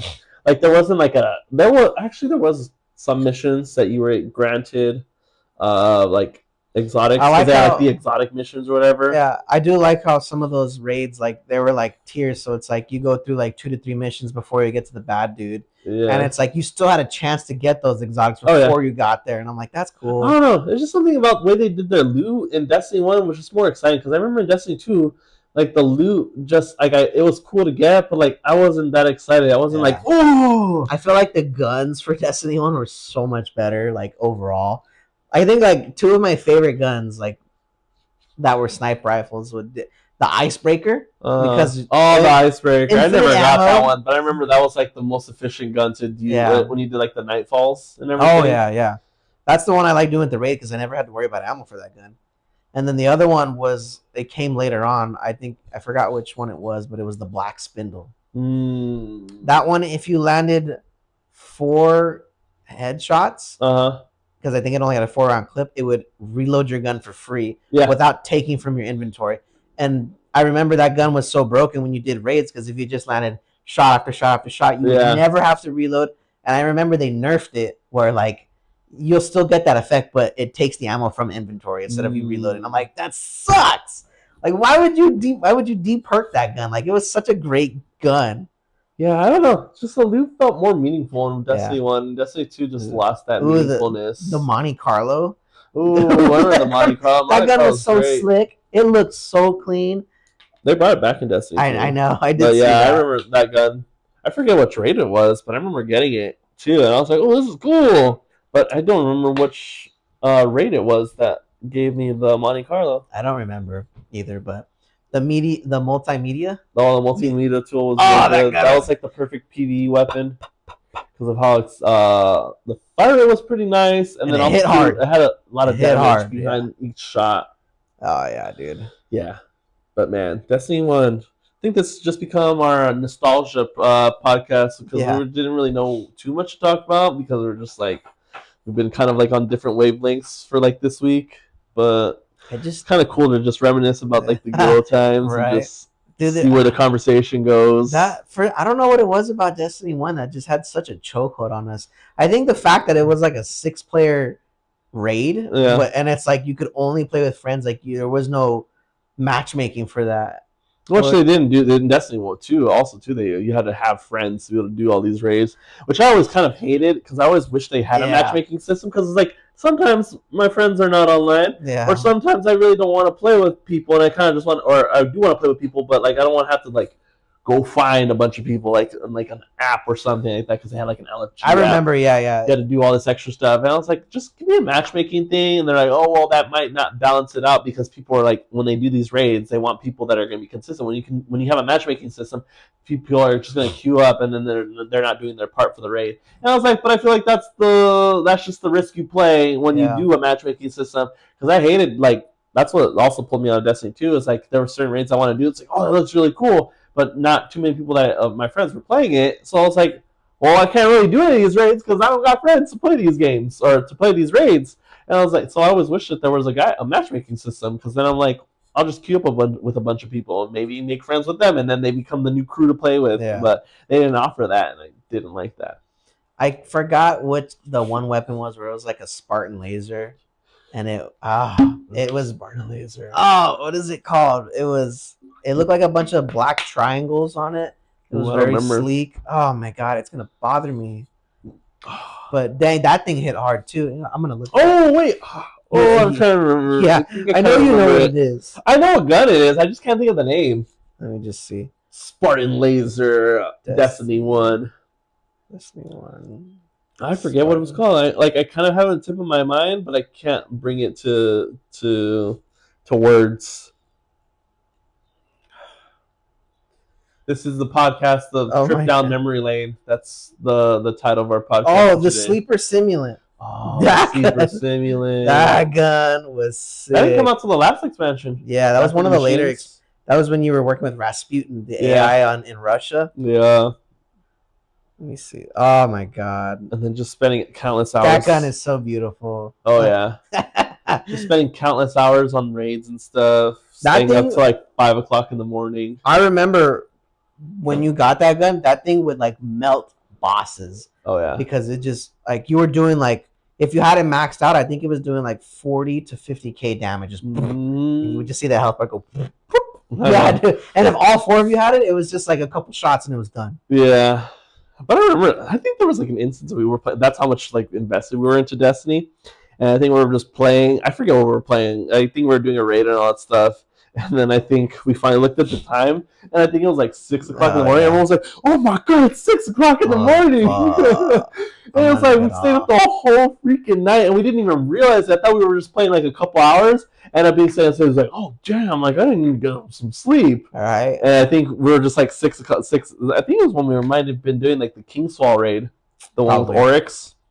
And I think we were playing it for a while, and then we were like, let's do another run, like because we failed or whatever. And I'm like, oh shit, it's 6 a.m. I think I need to go to sleep. So we were just like, but we're like so close. And it's like, nah, we were playing for 12 hours. We need to get off. I loved it when they brought those trials in, the Outer Rim trials, where it was like you had to, after you completed, there was like a chest in the center of the ring. Everybody got to hit. I forget what it was called. It was trials? Like, yeah. Is it the multiplayer? No, well, it was PvE. It was PvE. It was PvE. Yeah, it was 3-man squad, and it was like a trials, and it was like on the outer edge of the rim, and you were battling like the Fallen, mostly. What was it called? Prison Elders? Yes, I think that's the one. Prison Elders was pretty fun. That was a really fun trial because there was different tiers, different bad guys. Yeah, because you had like I think 3 different factions or 4 different factions in that. Mm-hmm. I remember I hated the one where they had when you got the Fallen because I hated fighting the servitors. Oh, those servitors were so annoying to They had the shield and then the regular armor. Yeah, those were. But yeah, I remember playing countless hours on Prison Elders because you were able to get Lord of the Wolves. Yes. From that event, which was like, I really want that Lord of the Wolves because it was like a shotgun, but it was a burst shotgun. So yeah, I remember that was one of the guns, and there was like a couple other guns that were I forget specific to that. There was one shotgun. There was a sniper. It was called the Queen's Wrath. Queen's Wrath or something like that. And it was like a it was like the beam rifle from Halo. That's the vibe it gave me. There was one shotgun. I think it was called like Tex Mex or something. I forget. But it was like a really sleek shotgun, like a really short barrel-esque one. I'm gonna look it up too because that's gonna bother me. Shotgun. I think about it. Like I kind of have an idea. Let me see. But I can't. Ooh. Oh wait, no, that's Destiny 1. Oh no, Destiny 2. Sorry. Because there's a cool shotgun in Destiny 2, which everyone was just using to be able to melt bosses. I'm gonna find it. Oh, is it? Oh, maybe it was this one. Oh, this was one of them. The Chaperone. Oh, the Chaperone! I love when he shot it and then he did the twirl. Heck yeah! It was like I was running around with the models like in back in Modern Warfare 2. Man, the models, Modern Warfare 2 models, that shit was broken. Everyone was running the freaking models, especially when you get the dual wielding ones. Oh, do you remember the Fourth Horseman? It had 4 barrels. Oh, that was cool. I really never messed around with that gun too much, but it was a nice design because it shot 3 shots. Oh, it hit hard too. At once. Yeah, the Chaperone, that was a good one. It wasn't called the Queen's Wrath. I forget what it was called. The Queen's something. But yeah, I remember that sniper. That was another sniper that everyone was using. It was good for PvP, that's why. Yeah. That's one, and I like that each gun had its own set of perks that just like wrecked. Yeah. I feel like every exotic kind of stood out on its own, especially. I like the fact that we weren't always just questing for guns, like the armor. The armor was such a big deal. Like the Last Word was also fun. Yeah. Hip fire pistol, just running around. Spades. Oh, I think that was 2 though. I think it was. I don't think that was. Yeah, I think that was still 2. a cool. Yeah, that was probably my favorite pistol from Destiny 2 was that pistol because it's just so good and it hit hard. But I remember also too, one of my favorite thing about Destiny 1 is when they did like the faction wars. Oh, so you got to choose which faction you were, and you had to wear like the colors. If I was the hunter, you had to wear the cloak. If you had the warlock, you had to wear the band or whatever. Mm-hmm. And you would just like compete and see which faction stood out. Yeah. After doing like a bunch of PvP and all that stuff. I did like that how depending on which faction you get, you only got certain armor or color schemes with it. Because they kind of had a faction thing in 2, but it just it didn't feel as special as the first one. Like it felt like a cool event every single time it came to Destiny 1 because you had to you either chose between Dead Orbit or what was the other one? Dead Orbit was who I was part of. Dead Orbit. Wasn't there like another one like Future something? Future War Cult, FWC. Future War. I remember that one too. Their color was like purple, red, and yellow. I think. Yeah. Theirs stood out the most. Future War Cult. What was the other faction? Was Dead Orbit? The other one was Future a red War one. I can't remember. What was the faction? We're just looking up all these things right now. I'm just gonna look everything up now. Look up. Yeah, what was because there was a total of 3 factions, I think. I think so. Future, yeah, but I remember I loved the aesthetic of Future War Cult. I remember that was always the nicest one. Dead Orbit was just grim and dark, which I like too. But yeah, I remember everyone wanted to go for Future War Cult because you got like a special weapon if your faction won the event. So there was I know this one came later. There was the Osiris Cult, the Future War Cult, Cult of the Worm. I think that was the red one. Yeah, but those are not. Those weren't the ones that are part of the faction wars. Those are just factions that you where you were able to buy like certain stuff from. Destiny 1. Yeah, there was a red one. I forget what the red one was called. I'm gonna look it up right now. Dead Orbit, Future War Cult. Dead Orbit, Future War Cult, New Monarchy. That's the New Monarchy. Those were the 3. Those were the 3 main ones, and then all the sub ones came later. Yeah, I remember. I miss all those. I miss all that stuff. Yeah, those are the banners. Oh yeah, so good. Man, Destiny 1, man. You know what? One I wish they had the cult for it too was the wolf one. I forget what it was called. The dude that showed up like the Iron Banner. Yeah, I wish that was its own separate cult, but it never was. Yeah, Iron Banner. Because the armor that they had for the wolf one was so sick. Oh yeah. I remember they had the pauldrons for the shoulders where it was like in the face of a wolf and the eyes were like on fire. Iron Banner was fun. Yeah, because that's where you actually put your test thing because it wouldn't the damage wouldn't scale. Yeah, your level wouldn't scale. So if you were like a lower level, people would just one shot you. Pretty much. Yeah. So it was definitely like a challenging time. So you would want to be mad. Like that felt like okay, I want to grind all my light levels so I can do this Iron Banner stuff. Because if I'm a low light level, they're just gonna one shot my ass. Yeah, that's one thing I liked about that game is like when you would go pick up like the weekly challenges. Like you had to do weekly challenges for PvP, and then you had to do weekly challenges for like PvE, like go into like to do like the missions and stuff. So yeah, and I like how a lot of it was either complete missions or damage certain enemies, and you would just. Yeah, they get all crazy with their bounties, which was kind of nice because I feel like in Destiny 2 they kind of got a little bit more. And I like how you could crazy with their bounties. I like how you could collect those quests in game. Like after you get it, you could just click this pause menu and go to your tabs and collect it, and you'll get the points or whatever. Oh yeah.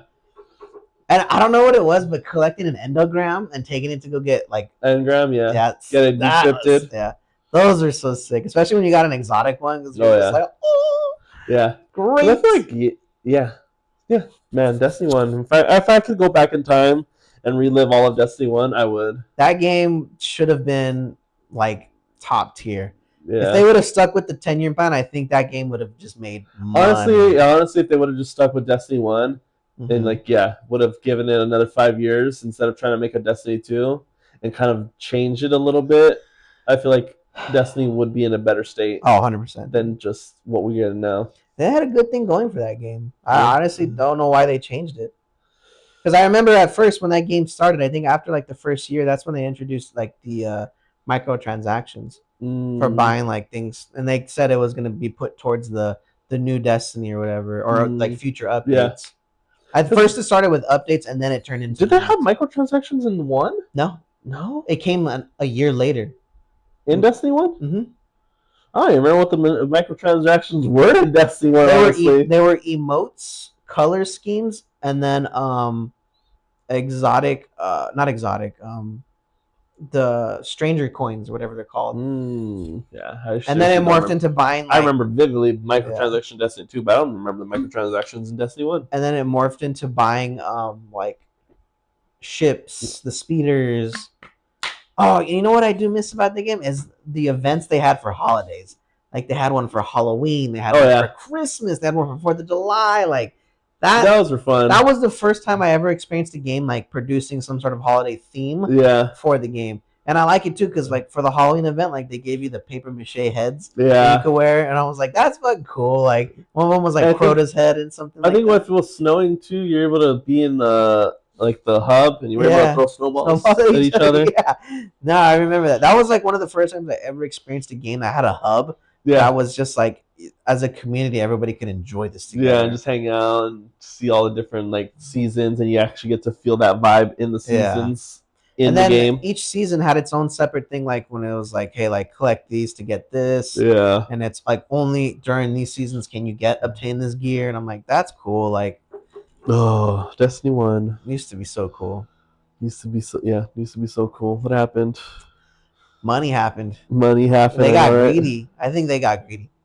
That's because like if you go on Destiny 2 now, there's so many microtransactions, so many different tabs that you can go to buy. Like you could buy this, you could buy this. I think Destiny 1 was the dungeons that are in the game. You have to buy a key to be able to have access to these dungeons, which I think was dumb because it's like I paid for this stuff, I paid for the game, paid for the expansions, and I still have to pay extra money to be able to use these dungeons that should not. I should just be able to do. I think Destiny was like one of the first games to like introduce the microtransactions in game, and it just sort of just took off from there. I think Fortnite is the one that I think, honestly, as much as we like Fortnite, I feel like Fortnite's to blame for how crazy. It wasn't as popular with Fortnite at first, though. It wasn't until they started releasing cooler stuff that it become like, oh, I need to get that. Yeah, but I feel like honestly, Fortnite paved the way for where we're at with microtransactions. Oh now. Yeah, because that was like their first game that came out came out of nowhere when it originally came out, Fortnite, because it was just a PvE game, and then they brought the battle royale, and then you definitely saw a shift in the gaming industry for like live service games as soon as that game hit. I think everybody wanted to kind of follow suit with that game. Yeah. But you know what's crazy though is that like a lot of the newer skins that are coming out now, like they cost like $20 or whatever, but it's like all the value in those skins, like it is like from the earlier stuff that you can't get anymore. Yeah, you know what I mean. Like there's like I think there's there's like a list of 100 skins or whatever that are like you can't get unless you were there from the beginning. Yeah, and then people try to sell their accounts and like I have this skin. Yeah, well, and people buy it though because they want it. It's a flex. Hey, I got this skin that nobody can get. So. Yeah, I think that's what kind of separates that game from is like unless you were there at the beginning, like having those free skins before they could like, now it's like the skin cycle. Like every month, like the stuff that was back there then comes kind of like to the top. So yeah, but I hope you guys have been enjoying this like very different podcast. We're kind of just running down memory lane and just kind of going off of all that stuff because usually we'll do like different like our topics, but it felt like more today was more of like a chill one, just sitting back, enjoying, talking about old stuff if I was able to go back in time and be able to experience again. Right. Gaming was so much different back in the day. I remember when they introduced Trials of Osiris, and we were like all hyped about that. We were all running thorns. Everyone was running a thorn, man. That was like the gun to use. That poison, it was just so nasty. But then they nerfed it, and it wasn't as bad, but still tick damage. Yeah, because as long as you hit somebody with like one shot of it, like it would take like all their shield away. I don't ever think I got the luck to get a thorn because I think you had to do like a whole. That was a stupid. You had to do a whole chain of quests to be able to get that thorn. It was a complicated quest, I remember. But dude, that thing was wrecking in PvP, and then when they nerfed it after, I forgot how long it took for them to nerf it for the trials, but I think it was because of the trials that everybody was using it. My other favorite one was like the Suros Regime, which was like the assault rifle, which I think as you kept on shooting, it would get faster and it would do more damage over time. Yeah. I remember that. And that was also sleek. I remember I always used to like the Suros Regime like style of weapons. Those were always nice. They had some really cool guns for Destiny, man. Like, I don't know whoever was the designer of those guns, but then they killed it. Like, they were so futuristic and just, like, I think that was kind of like how clean those guns were. Like, smooth lines with, like, some abrasions. It just, whoever was designing on that team knew what they were doing. Yeah, definitely. And, yeah, it just, I don't know. I feel like the way, like, it was fun doing everything in Destiny 1, and then 2, it just felt like it became a chore. Yeah. Like, it didn't become fun. Like, cool, I'm getting all this cool stuff, but you have to do this, you gotta do this, you gotta do that. And then there's some quests that don't even pertain to, like, what you're currently doing, and it's like, oh, you have to go do this random stuff. Like it seemed like the quests would just be everywhere. Like, there wasn't a straight line. You had to do all these extra things. So it's like, I like my games when I don't have to do chores, like if it's like if it's like I'm working at a part-time job or something like that. Yeah. I want to just be able to vibe, enjoy it, and be able to unlock things gradually over time, which is what I feel like Destiny 1 got right. Oh, definitely. Like, I'm just like looking at like some of the exotic weapons and armor that came. The armor was such a huge deal too, like for everybody. Yeah, trying to look the coolest. Heck yeah. What's your armor? That's one thing I liked about that game is like the armor you had, like it wasn't just for show. Like there was so many benefits to it. I mean, I know like for me, like when I was running the Titan, I was always running the bubble shield for us. And the helmet that was like, it had like a chrome face and then like a mohawk on it. And it was like purple. I know with that, like it gave everybody like a boost when you were inside of it. So it was like, it increased your health, your shields, and then it increased like your rate of fire and damage to your weapon output. Did they introduce subclasses? The different subclasses back in Destiny 1? Later on they did. Because I think every time they dropped an expansion, they gave you a new subclass to use if you wanted to. I don't even remember the subclasses from they Destiny were all 1. Epic, though. I just remember like for the Titan, like the first one you got like starting off was like the ground pound where you would jump up and just boom. Because didn't they introduce in Destiny 1 the one where he's able to grab the hammers and he's like chucks them and all that stuff? I remember that one fondly. I think that one, I don't remember what expansion that was, but didn't they also introduce Night Stalker as well for the hunters? Mm-hmm. The one where it has the bow? Yeah. I don't know why it's so, because they're so like they're in Destiny 2 and it's like, but those things were introduced in Destiny 1, weren't they? Yeah, they carried over, I think. Well, yeah, but I don't think they carried over. It was just more like they're bringing them back into Destiny 2. Yeah, I think there was like 3 different subclasses for each character you picked. Now I want to look that up now. What were the different subclasses for Destiny 1? Let me see. Because like I have a very vivid of like the different subclasses that are available in 2, but I'm pretty sure they have those exact features in Destiny 1 as well. I just don't remember what they were. Let me just see. Destiny 1. All subclasses. Character subclasses. Yeah, because I'm pretty sure all the ones... Okay, so there was Arc, and I do like that. We got to pick from Arc, Solar, and Void. So I remember, if I remember right, the Titan one was Solar. Yeah, of course. You had the one where you could smash. Arc was Hunter, and then Void was the Warlock. So the Hunter subclasses, you had the Gunslinger. Yeah, which is the one with the golden gun. Focuses on precise and range combat. Blade Dancer, that was the Arc version of it. Blade Dancer, Arc version. Focuses on agility and close quarter combat. It's Super Arc Blade cloaks you into a stealth and allows you to chain rapid lethal melee.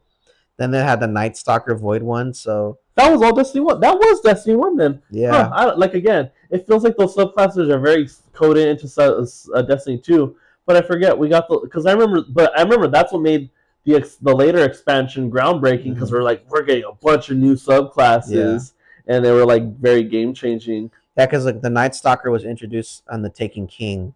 It's super shadow shot, fires a void bow that tethers enemies to. I remember as soon as that one came out, everyone was hopping onto that one because it was such a good PvE subclass. Yeah, the tethering effect for PvE was insane because it took away their powers. And then Warlock, you're able to feel like you're Palpatine, wasn't it? Yeah, the Titan subclass. That one is the first one, the Striker, the Arc one, focuses on aggressive, close range combat, and Super Fists of Havoc. Yeah. That one, you fly into the air and strike down. The Defender Void, which is the one I like using, focuses on survivability, and the team fortification.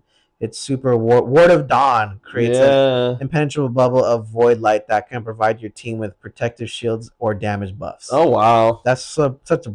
And then the Sunbreaker, which was introduced in the Taken King. The subclass focuses on heavy offense. Its Super Hammer of Soul equips you with the flaming hammer that you can hurl at enemies and cause massive explosive damage. When the game first came out, you only had access to 2 subclasses? I guess so, yeah. Arc or Solar? It depends because for the Titan, it was Arc and Void. For the Hunter, it was Solar and Arc. And I think I'm at the Warlock, so Void Walker. That's the most popular one. Yeah. Focuses on the high burst damage of energy drain and Supernova Bomb. No, I love the Supernova Bomb. That was always so exciting to use. That's a Void, and then the Warlock was the Sun. So yeah, they only had each one had their own only two subclasses available, and then that's why everyone was excited about taking King because we're getting a third subclass. So basically, every class gets either a Void, Solar, or Arc at the end of it. Yeah. So then it has the Sun Singer, which is the Solar. Focuses on continuous abilities, spam, and resurrection.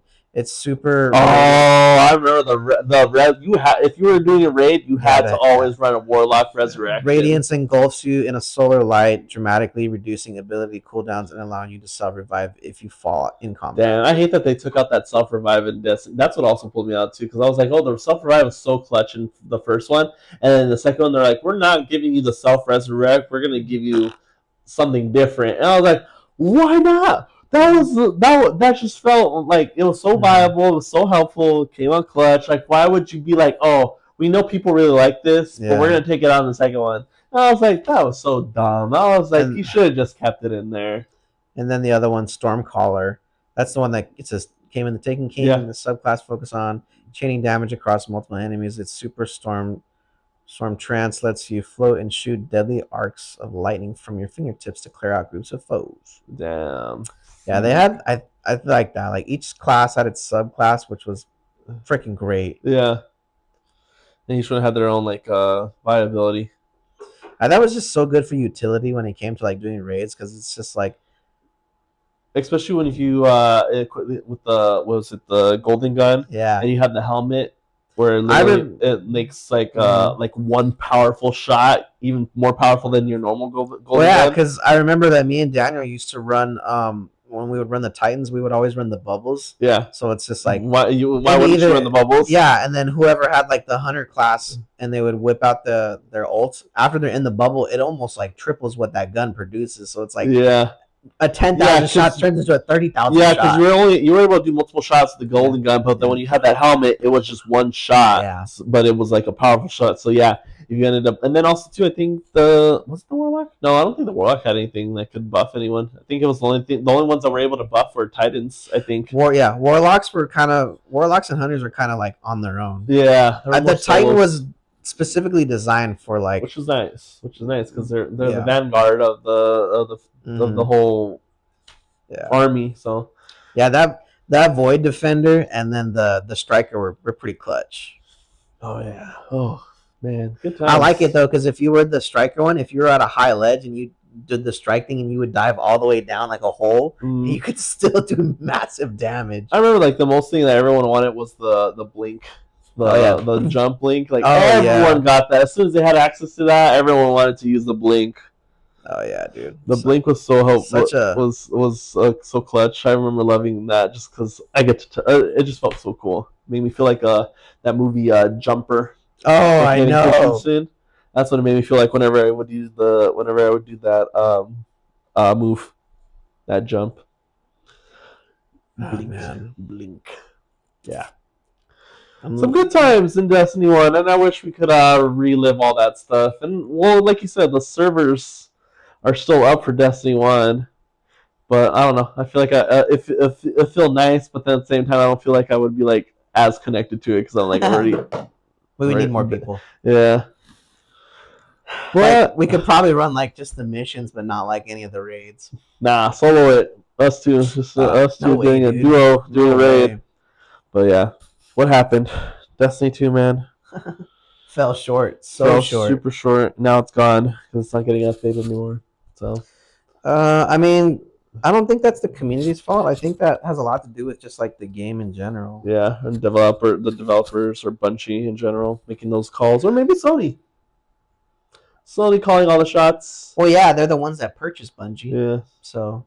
That was a crazy shift when Bungie was an Xbox thing, and then Destiny came out and it was acquired by Sony. And I was like, what? That game, Bungie's a Sony thing now, a Sony product now. That game was the closest thing to a Halo version for PlayStation, and I like how some of the aspects of that game rolled over into it. Like, especially with the weapons. You could definitely get a feel of like coming off of Halo and coming into Destiny. You got that feel of some of that nostalgia. I was like, damn, like Bungie killed it with this game, but I don't know. As soon as the microtransactions hit, it's kind of like where the game fell short. Yeah.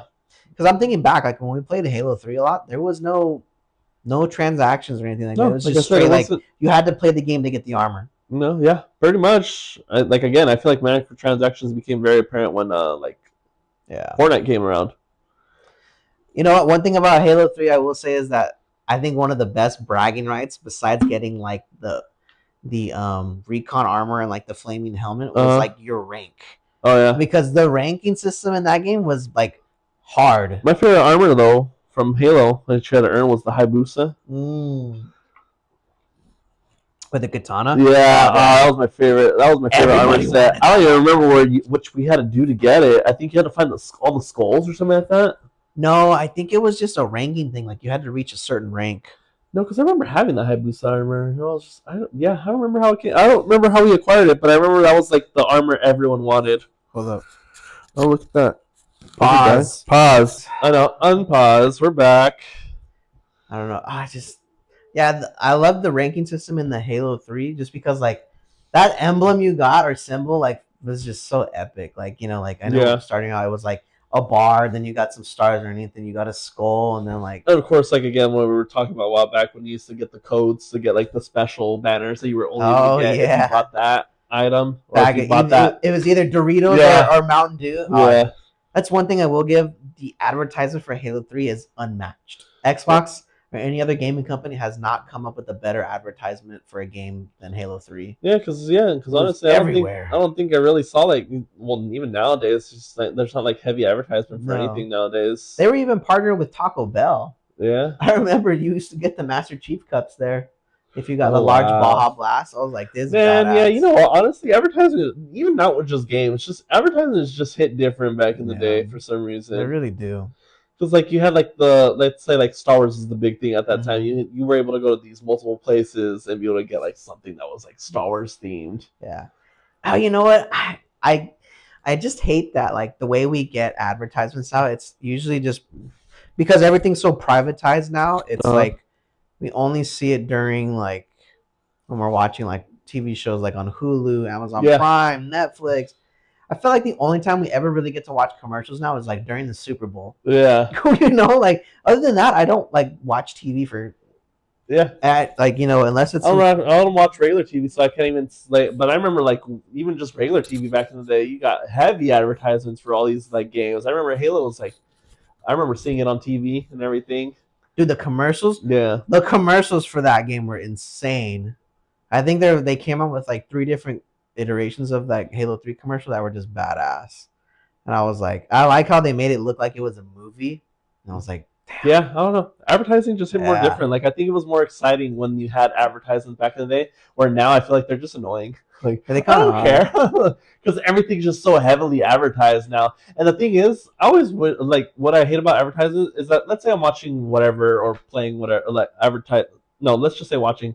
Like if I'm watching a horror movie or watching something action packed, or just even like when I'm watching like people play on like Twitch and all that stuff, like match to the aura of what I'm watching. So if I'm watching a horror movie, like give me something that falls inside that category.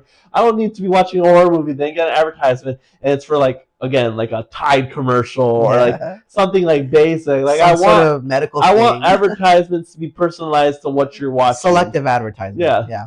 I think we talked. We talked about last week. Yeah, that's one thing. I'm just like I would say a lot of the advertisements I get are. And I don't know if it's just me or not, but like a lot of it's like medical related stuff. Yeah. And I'm just like, why the hell am I getting these advertisements? Like I have no problems with me like that. Like I don't have those things. Like why am I getting these advertisements? Like on YouTube, they have heavy advertisements, but they always give you like advertisements that have nothing to do with the video you're watching. Yeah. I was like, come on, like sponsored by. I know. I was like, give me something that I would actually want to watch, like an advertisement that I would be like, oh yeah, you know what, that's kind of cool. I think advertisement companies would get so much more traction if it was just kind of tailored to the things that I like. Yeah. Like, hey, like I'm constantly looking these like, you know, trucks, guns, video games and stuff like on my phone. Like if that transferred over to some sort of commercial that I watch in between my shows, I would be more I would be more like, hey, like I'm gonna check that out. That actually looks pretty cool. Versus just like this has nothing to do with me. Irrelevant. Skip this shit. Yeah. And I hate that like YouTube has an option where if you go premium, you skip the commercials. I'm like, that shouldn't even be an option. You should just have to watch it and just get it over with. Like, well, you have to if you're paying for it, I shouldn't have to pay for it because I have premium. But it's just like you're handing over the money like for free. Like when you 2 minutes of your life. You know what I do in between commercials? I go grab a snack or take a piss. Yeah, and by the time I come back, it's like, okay, cool. Having YouTube Premium is so much better because, like, for me, like when I had it, didn't have it for like a little bit, it just felt so weird watching YouTube videos because like there's so many ads and that thing. I was like, damn, ad overload, pretty much beginning, middle, end, and like sometimes in between all that. It's like, really, this is how heavy and how crazy advertising is gotten now. So like when I got my premium back again, I was like, oh, it's so much better. I can just watch it back to back. I don't have to worry about a random ad popping up. Like, it's never bothered me, to be honest. Yeah, it's not even that expensive. It's like only like $10 for like the YouTube premium, and it's just more helpful. I don't know. I don't like watching $10 a month though. I mean, that's like a lot of money at the end of the year. Also, too, I get access to YouTube Music, which I use heavily, which I love my YouTube Music. I hate Spotify. Even though I use Spotify, YouTube Music's just way better. The quality just sounds way better as well. I have Apple Music. I never used that one. I don't even know if that one's just as good. But yeah. I like it because you get to get exactly what you want. Like the search engine in Apple Music is so much more clean. So yeah, I don't know. Sometimes I don't mind an ad because sometimes I'm like, okay, cool. I know to like take a quick break, go get a snack, or like I don't have to focus on it and so much. So sometimes it's kind of nice. But sometimes I do, like if I'm listening to music, sometimes it's kind of nice to like take, instead of just continuously listening, get like that ad to take you out of it and then go back into your music. But honestly, I enjoy my YouTube Premium. I don't think I would give it up. Yeah, it's just it's so funny how like microtransactions have come from like to games to like now it's entertainment and a bunch of other things, and they even have it in fucking cars now. Really? There's some cars where it's just like it's newer cars where like they'll have like heated seats or whatever or something like that, and it's like you get it, or like Sirius XM radio, you'll get it for like a certain time period, and once it's over, like you have to pay for it again, like subscription almost. And I'm just like, what? In my own car that I'm paying for, you're telling me I have to pay more to subscribe to get a certain feature. I'm like, that's stupid. I'm like, that is dumb. Like, come on. Like, really? I mean, it's a little far-fetched. And I mean, I know the people that have the money don't care. Yeah. But for the people that don't, it's just like, dude, like that's... Because advertising is getting so out of hand, too. Because I think even, like, supposed to be on the maps, like Apple Maps now, is that supposed to, like let's say you're using it to get anywhere, that you're going to... Apparently, they want to be able to, like, advertise to you while you're on a map. Because, like, imagine you're, like, trying to, like, get somewhere, and then you're paying attention to the road, and then an ad pops up, and then you're like, where the hell am I supposed to turn? And then the ad ends, and then you come back, and it's you missed your turn back there, and then you have to reroute yourself. And I was like, that would be so annoying. I would be so pissed. I would be too. That happening, because I would be like, I really just missed my turn because an advertisement popped up. But people are making jokes like that because apparently they want to start trying to implement ads into your maps. And that's why I don't use Apple Maps. I only use Google Maps, and I mute it. Yeah, I use Google Maps too. It's Google Maps. I don't know. Apple Maps just seems like it's confused. It's confused on where it wants to take you. Like it's like I have the location right there, and it takes you a completely different way. And you're like, I could have just taken this way and would have been quicker. Yeah. Like, why are we making it overcomplicated? It's definitely not as accurate as Google Maps. And because like Google Maps is out here like sending their drone cars out to take new pictures of like streets and stuff. So it's like it's way more current when it comes to directions than anything else. Yeah, but that's crazy. Advertising's getting out of hand. Yeah, I mean, it used to be cool, but now it's just kind of annoying. Yeah, I would love to see tons of advertisements for back in the day for like Halo TV shows. I will say though, I think like YouTube like is like the king of advertising when it comes to like when anything new drops, like movie trailers, games, anything like that's for like television. Like it felt like it hits YouTube first, and then everybody else kind of gets the secondary of it. I wouldn't know. I don't have YouTube ads. Huh? You said YouTube? I was like, I don't have YouTube. No, not the ads. I just mean like anything in general for news related, like whether it's a movie or a game or something. Like I feel like a video hits there first before any other platform. Oh yeah, definitely. And then it's just kind of. I found about trailers and all that stuff. Spreads like wildfire. So I found out about all my That's why YouTube pays so much for people who are on there consistently. Yeah. I'm just like, dang, no wonder why those people are getting paid thousands of millions of dollars to throw a video out there. Not only to let the ads be on there, but then it's just to talk about like what else is out there. Like one day we'll get to those high view counts, and then we'll get our own advertisements on our own YouTube videos. Yeah, advertising that matters. Advertisement that'll get us paid. Not some BS. Like, do you have chronic knee problems? I know, right? No, I don't. I don't need this. Not yet. Maybe down the road. Yeah. Not right now though. But yeah, that's pretty much. Yeah, I think, like I said, we're probably gonna end up titling this trip down memory lane because I feel like we didn't really have like a crazy topic. We kind of like talked a little bit about Arc Raiders and the state of it, and then we kind of just went on a tangent, just talking about like how good games used to be. Just and again, trip down nostalgia and everything. Oh, you know what? That's another thing. Even like all the Gears of War games, like no microtransactions. It was just DLCs. Yeah, no, there's no microtransactions. Not a single one. I think did they do it in 4? In 4 and 5, there's microtransactions. Oh, yes. I don't know. I only played 4. I never played 5. 5 was good. I'm still waiting for 6 because apparently 5 leaves you at a cliffhanger. I don't really think they're gonna touch that anytime soon because I don't know. 4 and 5 sort of does a disservice to the games a little. 5 was kind of pushing it. I know, but you have a story that you wanted to tell, and you left it at a cliffhanger at 5. And you're not going to give me 6, even though they did I think they did a teaser trailer for Gears of War 6 a while back ago, and no new information. It just didn't. And I think it's because I knew E-Day was coming out, so like, let's focus on that first, see how that does, and then we'll come back around to Gears of War 6. So yeah, but I don't really know too much of the story for Gears 4, 5, and 6. I just know it's like his son. I mean, like it's his son and his crew. Like Gears of War 4, it's just kind of, it's just like the locusts are coming back. Like obviously, like everybody thinks that like peace is like, like it almost seems like the COG are battling like people who don't want to be part of the COG anymore. So it's like if you're not a part of us, you're against us. And then there's these things that are happening where like people are going missing, and they think it's like the people who are resisting, like following like the COG, but it's actually the locusts coming back. They're coming back as something different. Like they are the locusts, but like because they get encased in this crystallized thing, they think that they're dead or whatever. So they end up dumping them into like a huge hole. But it just turns out a new species. It just turns out that they were like in hibernation, like metamorphosing into like whatever this new breed is. And then like that's kind of where it ends on 4, and then 5 just sort of picks up, and it's just like kind of reiterates like, hey, they're coming back like a little bit stronger now. Like there's like a new queen, so to speak, type of thing. It's almost like it was a reboot, honestly. It is. New character, it's like same characters, and then of course they're new characters, but it still felt like it feels like a reboot on the whole series. And the one thing I don't like is that the main character, I forget what the girl's name is, but like apparently like her grandmother is the original Locust Queen, and so like she's part Locust. Yeah, well, that kind of makes for an interesting twist. It's a cool twist, but I just felt like the story itself falls flat a little bit because like, oh, isn't that girl that's like you follow in 5? Isn't she like? Did they even tell you who her parents are? Yeah, her mom's part of the whole thing.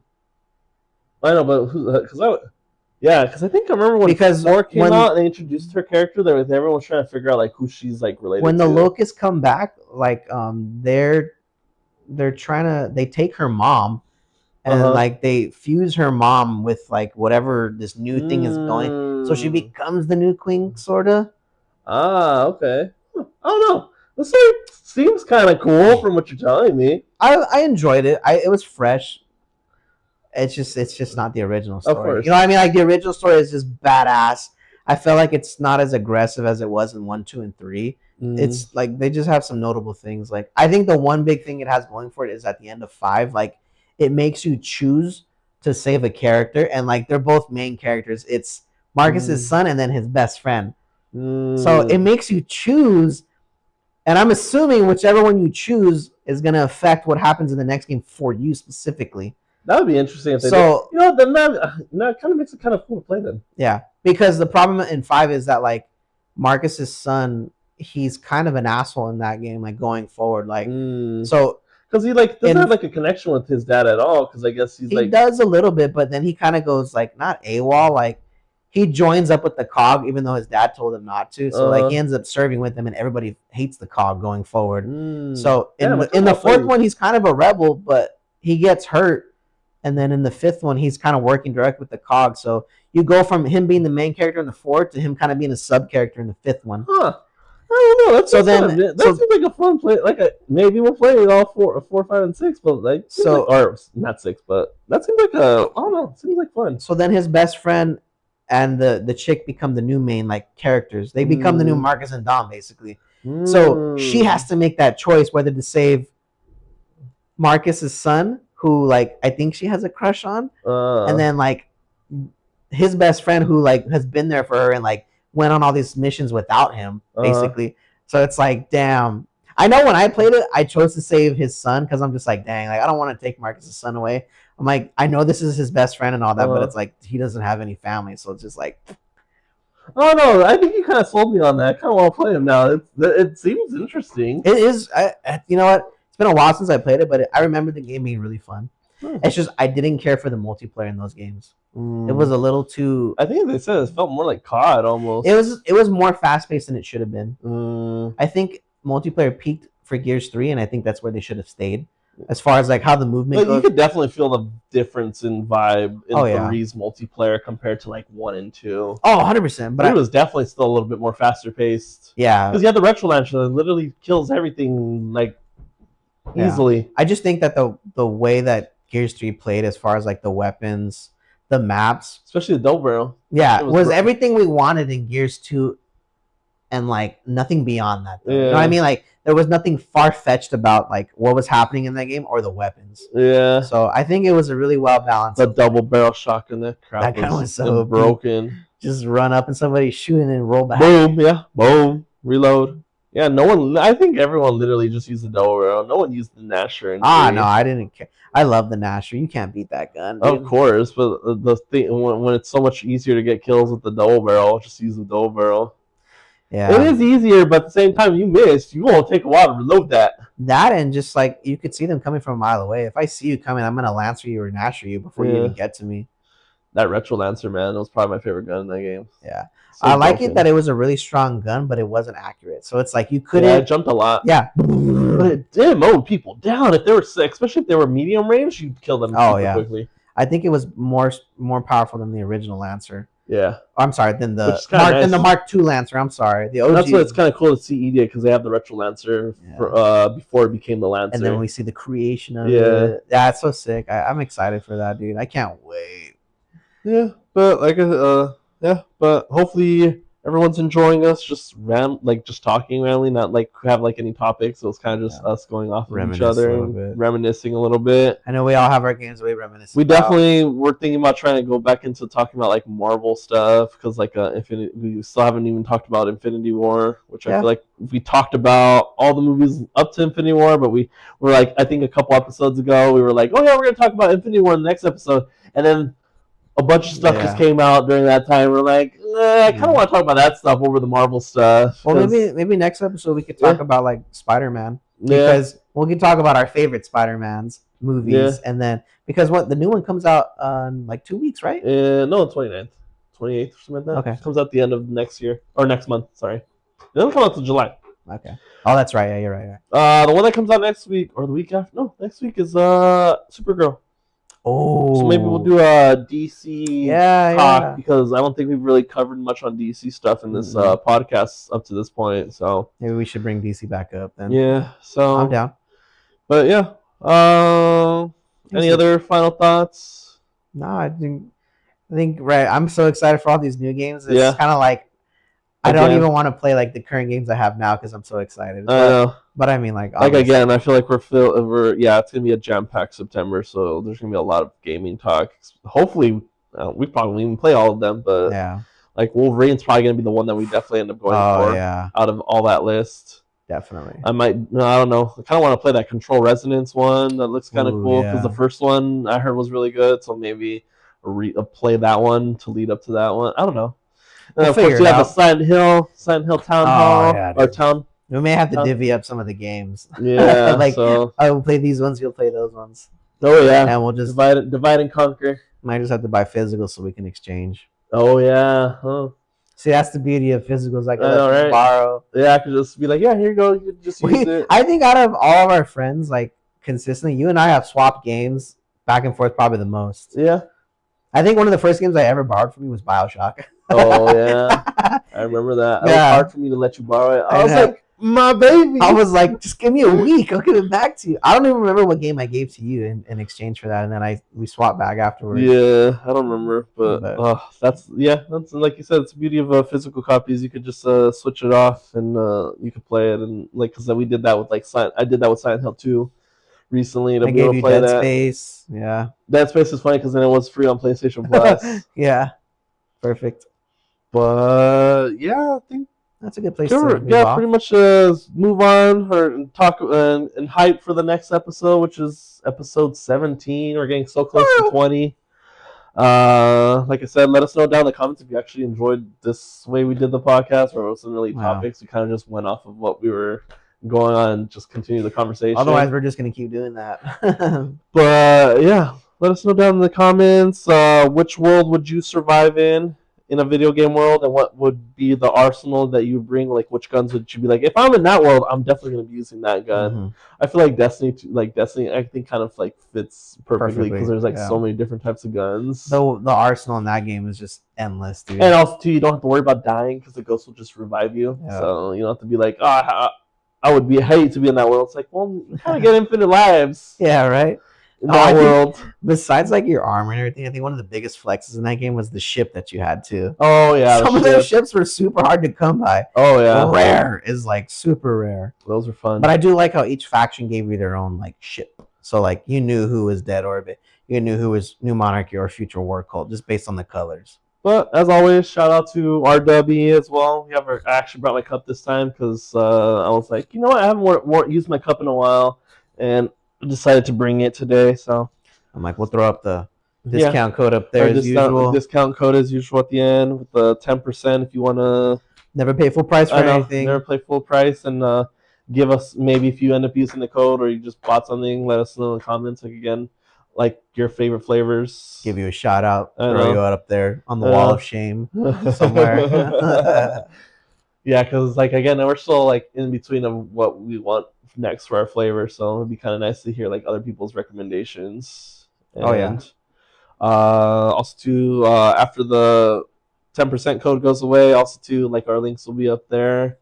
Yeah, we haven't been posting too much on there, but they're there. We'll usually post when our videos usually go live, like when like our uploads go live on YouTube. Usually we'll end up posting it on Instagram, but I don't know. It's kind of hard to figure out what kind of stuff because I haven't really been playing mini games, so it's like I don't know like what to post on there. Yeah, the only games I've played recently would be Warhammer and then like Dead Space. I'm still finishing up. On a good note though, I'm like halfway through the playthrough, so I'm almost done with it. Okay, but yeah, our links will be up there, on Instagram, all that stuff. But I don't know, we need to figure out what we want to start trying to post on there so we can kind of get, because we have like the links up there, but if we're not really posting as much, it feels kind of weird to like have the links because it's like, well, you guys don't really post anything. So it's like we're still trying to figure that out, like the things that we want to post, and like maybe like tell us what you want. I don't know, give us ideas of what we should be posting on like our social medias, because again, I really don't know, because like when I think about posting stuff on our social media, it usually just ends up coming down to like clips. But since I haven't really been playing games so much, it's like we don't really have as many clips as we usually if we would be live streaming like Arc Raiders or something. So, true.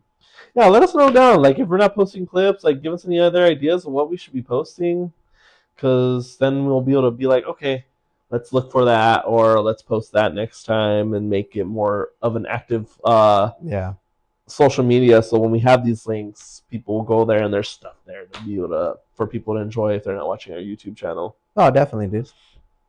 But yeah, next week we'll probably end up be talking about like DC stuff with Supergirl. I don't know, we'll probably end up seeing it next week. We'll see. Oh, 100%.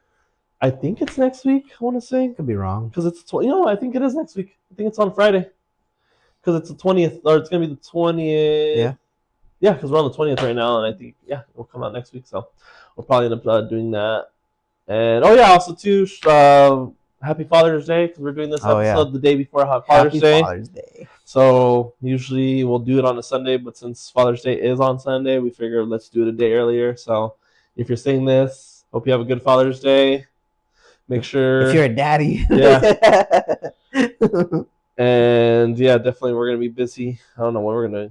Probably something simple, just eating. Probably going to the movies. I know we're just gonna do barbecue at the house like usual. Can't go wrong with the barbecue. But no, you can't. If there's any fathers out there watching our videos, happy Father's Day to you. And we'll be back next week.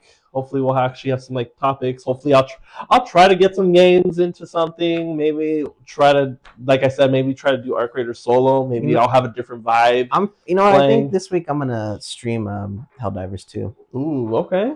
And just kind of throw it out. And then maybe, like I said, we were saying in the beginning of the video, I've been kind of thinking maybe doing a let's play of stuff. I don't know if we should do it on this channel, or maybe just put it all on one channel. Or put it all on this one channel, or maybe make a separate YouTube channel to be able to just put playthroughs of everything. Because, again, I just recently got Final Fantasy VII, so I feel like it would be kind of cool to have experience that for myself, then have other people experience it as well, seeing my reactions and just being able to play that. Because I kind of do miss playing, doing playthroughs, because I used to do that a lot on my old channel. Yeah. So I kind of miss doing that, and I think because of how much more stuff that we're doing with this channel, I haven't really cared too much to doing my own stuff on my own channel. So I know. Maybe I'll try to get that stuff that I like doing and just put it into this channel, so then it kind of goes to the same content pool for our brand and for SGI.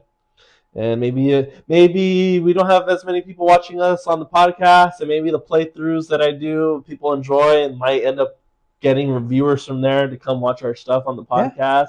So can't hurt. So definitely try some new things this coming week, because I feel again, I always feel bad when I haven't played anything or haven't live streamed in a while, because again, the last thing I streamed was Callisto Protocol. I know. Did you even beat that yet? No, still halfway through. I think I'm 75% through. So I'm close to beating it. I just haven't finished. It's such a good game too. I almost wanted to go back to play it myself. It's definitely fun. When I did going back into it, I was like, wow, this game was actually kind of cool. A little frustrating still, but it's fun, especially when you get to learn the movements of everything, the dodging everything.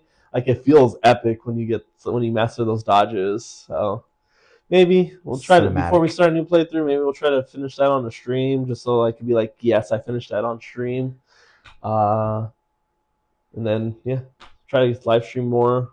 So hope you guys have a good day. We'll be back next week for episode 16, and we're getting that much closer to 20, which is crazy. So stay silent, stay lethal, and we'll see you in the next one. No. Bruh. That was 2 hours and 20 minutes. Too late. 208.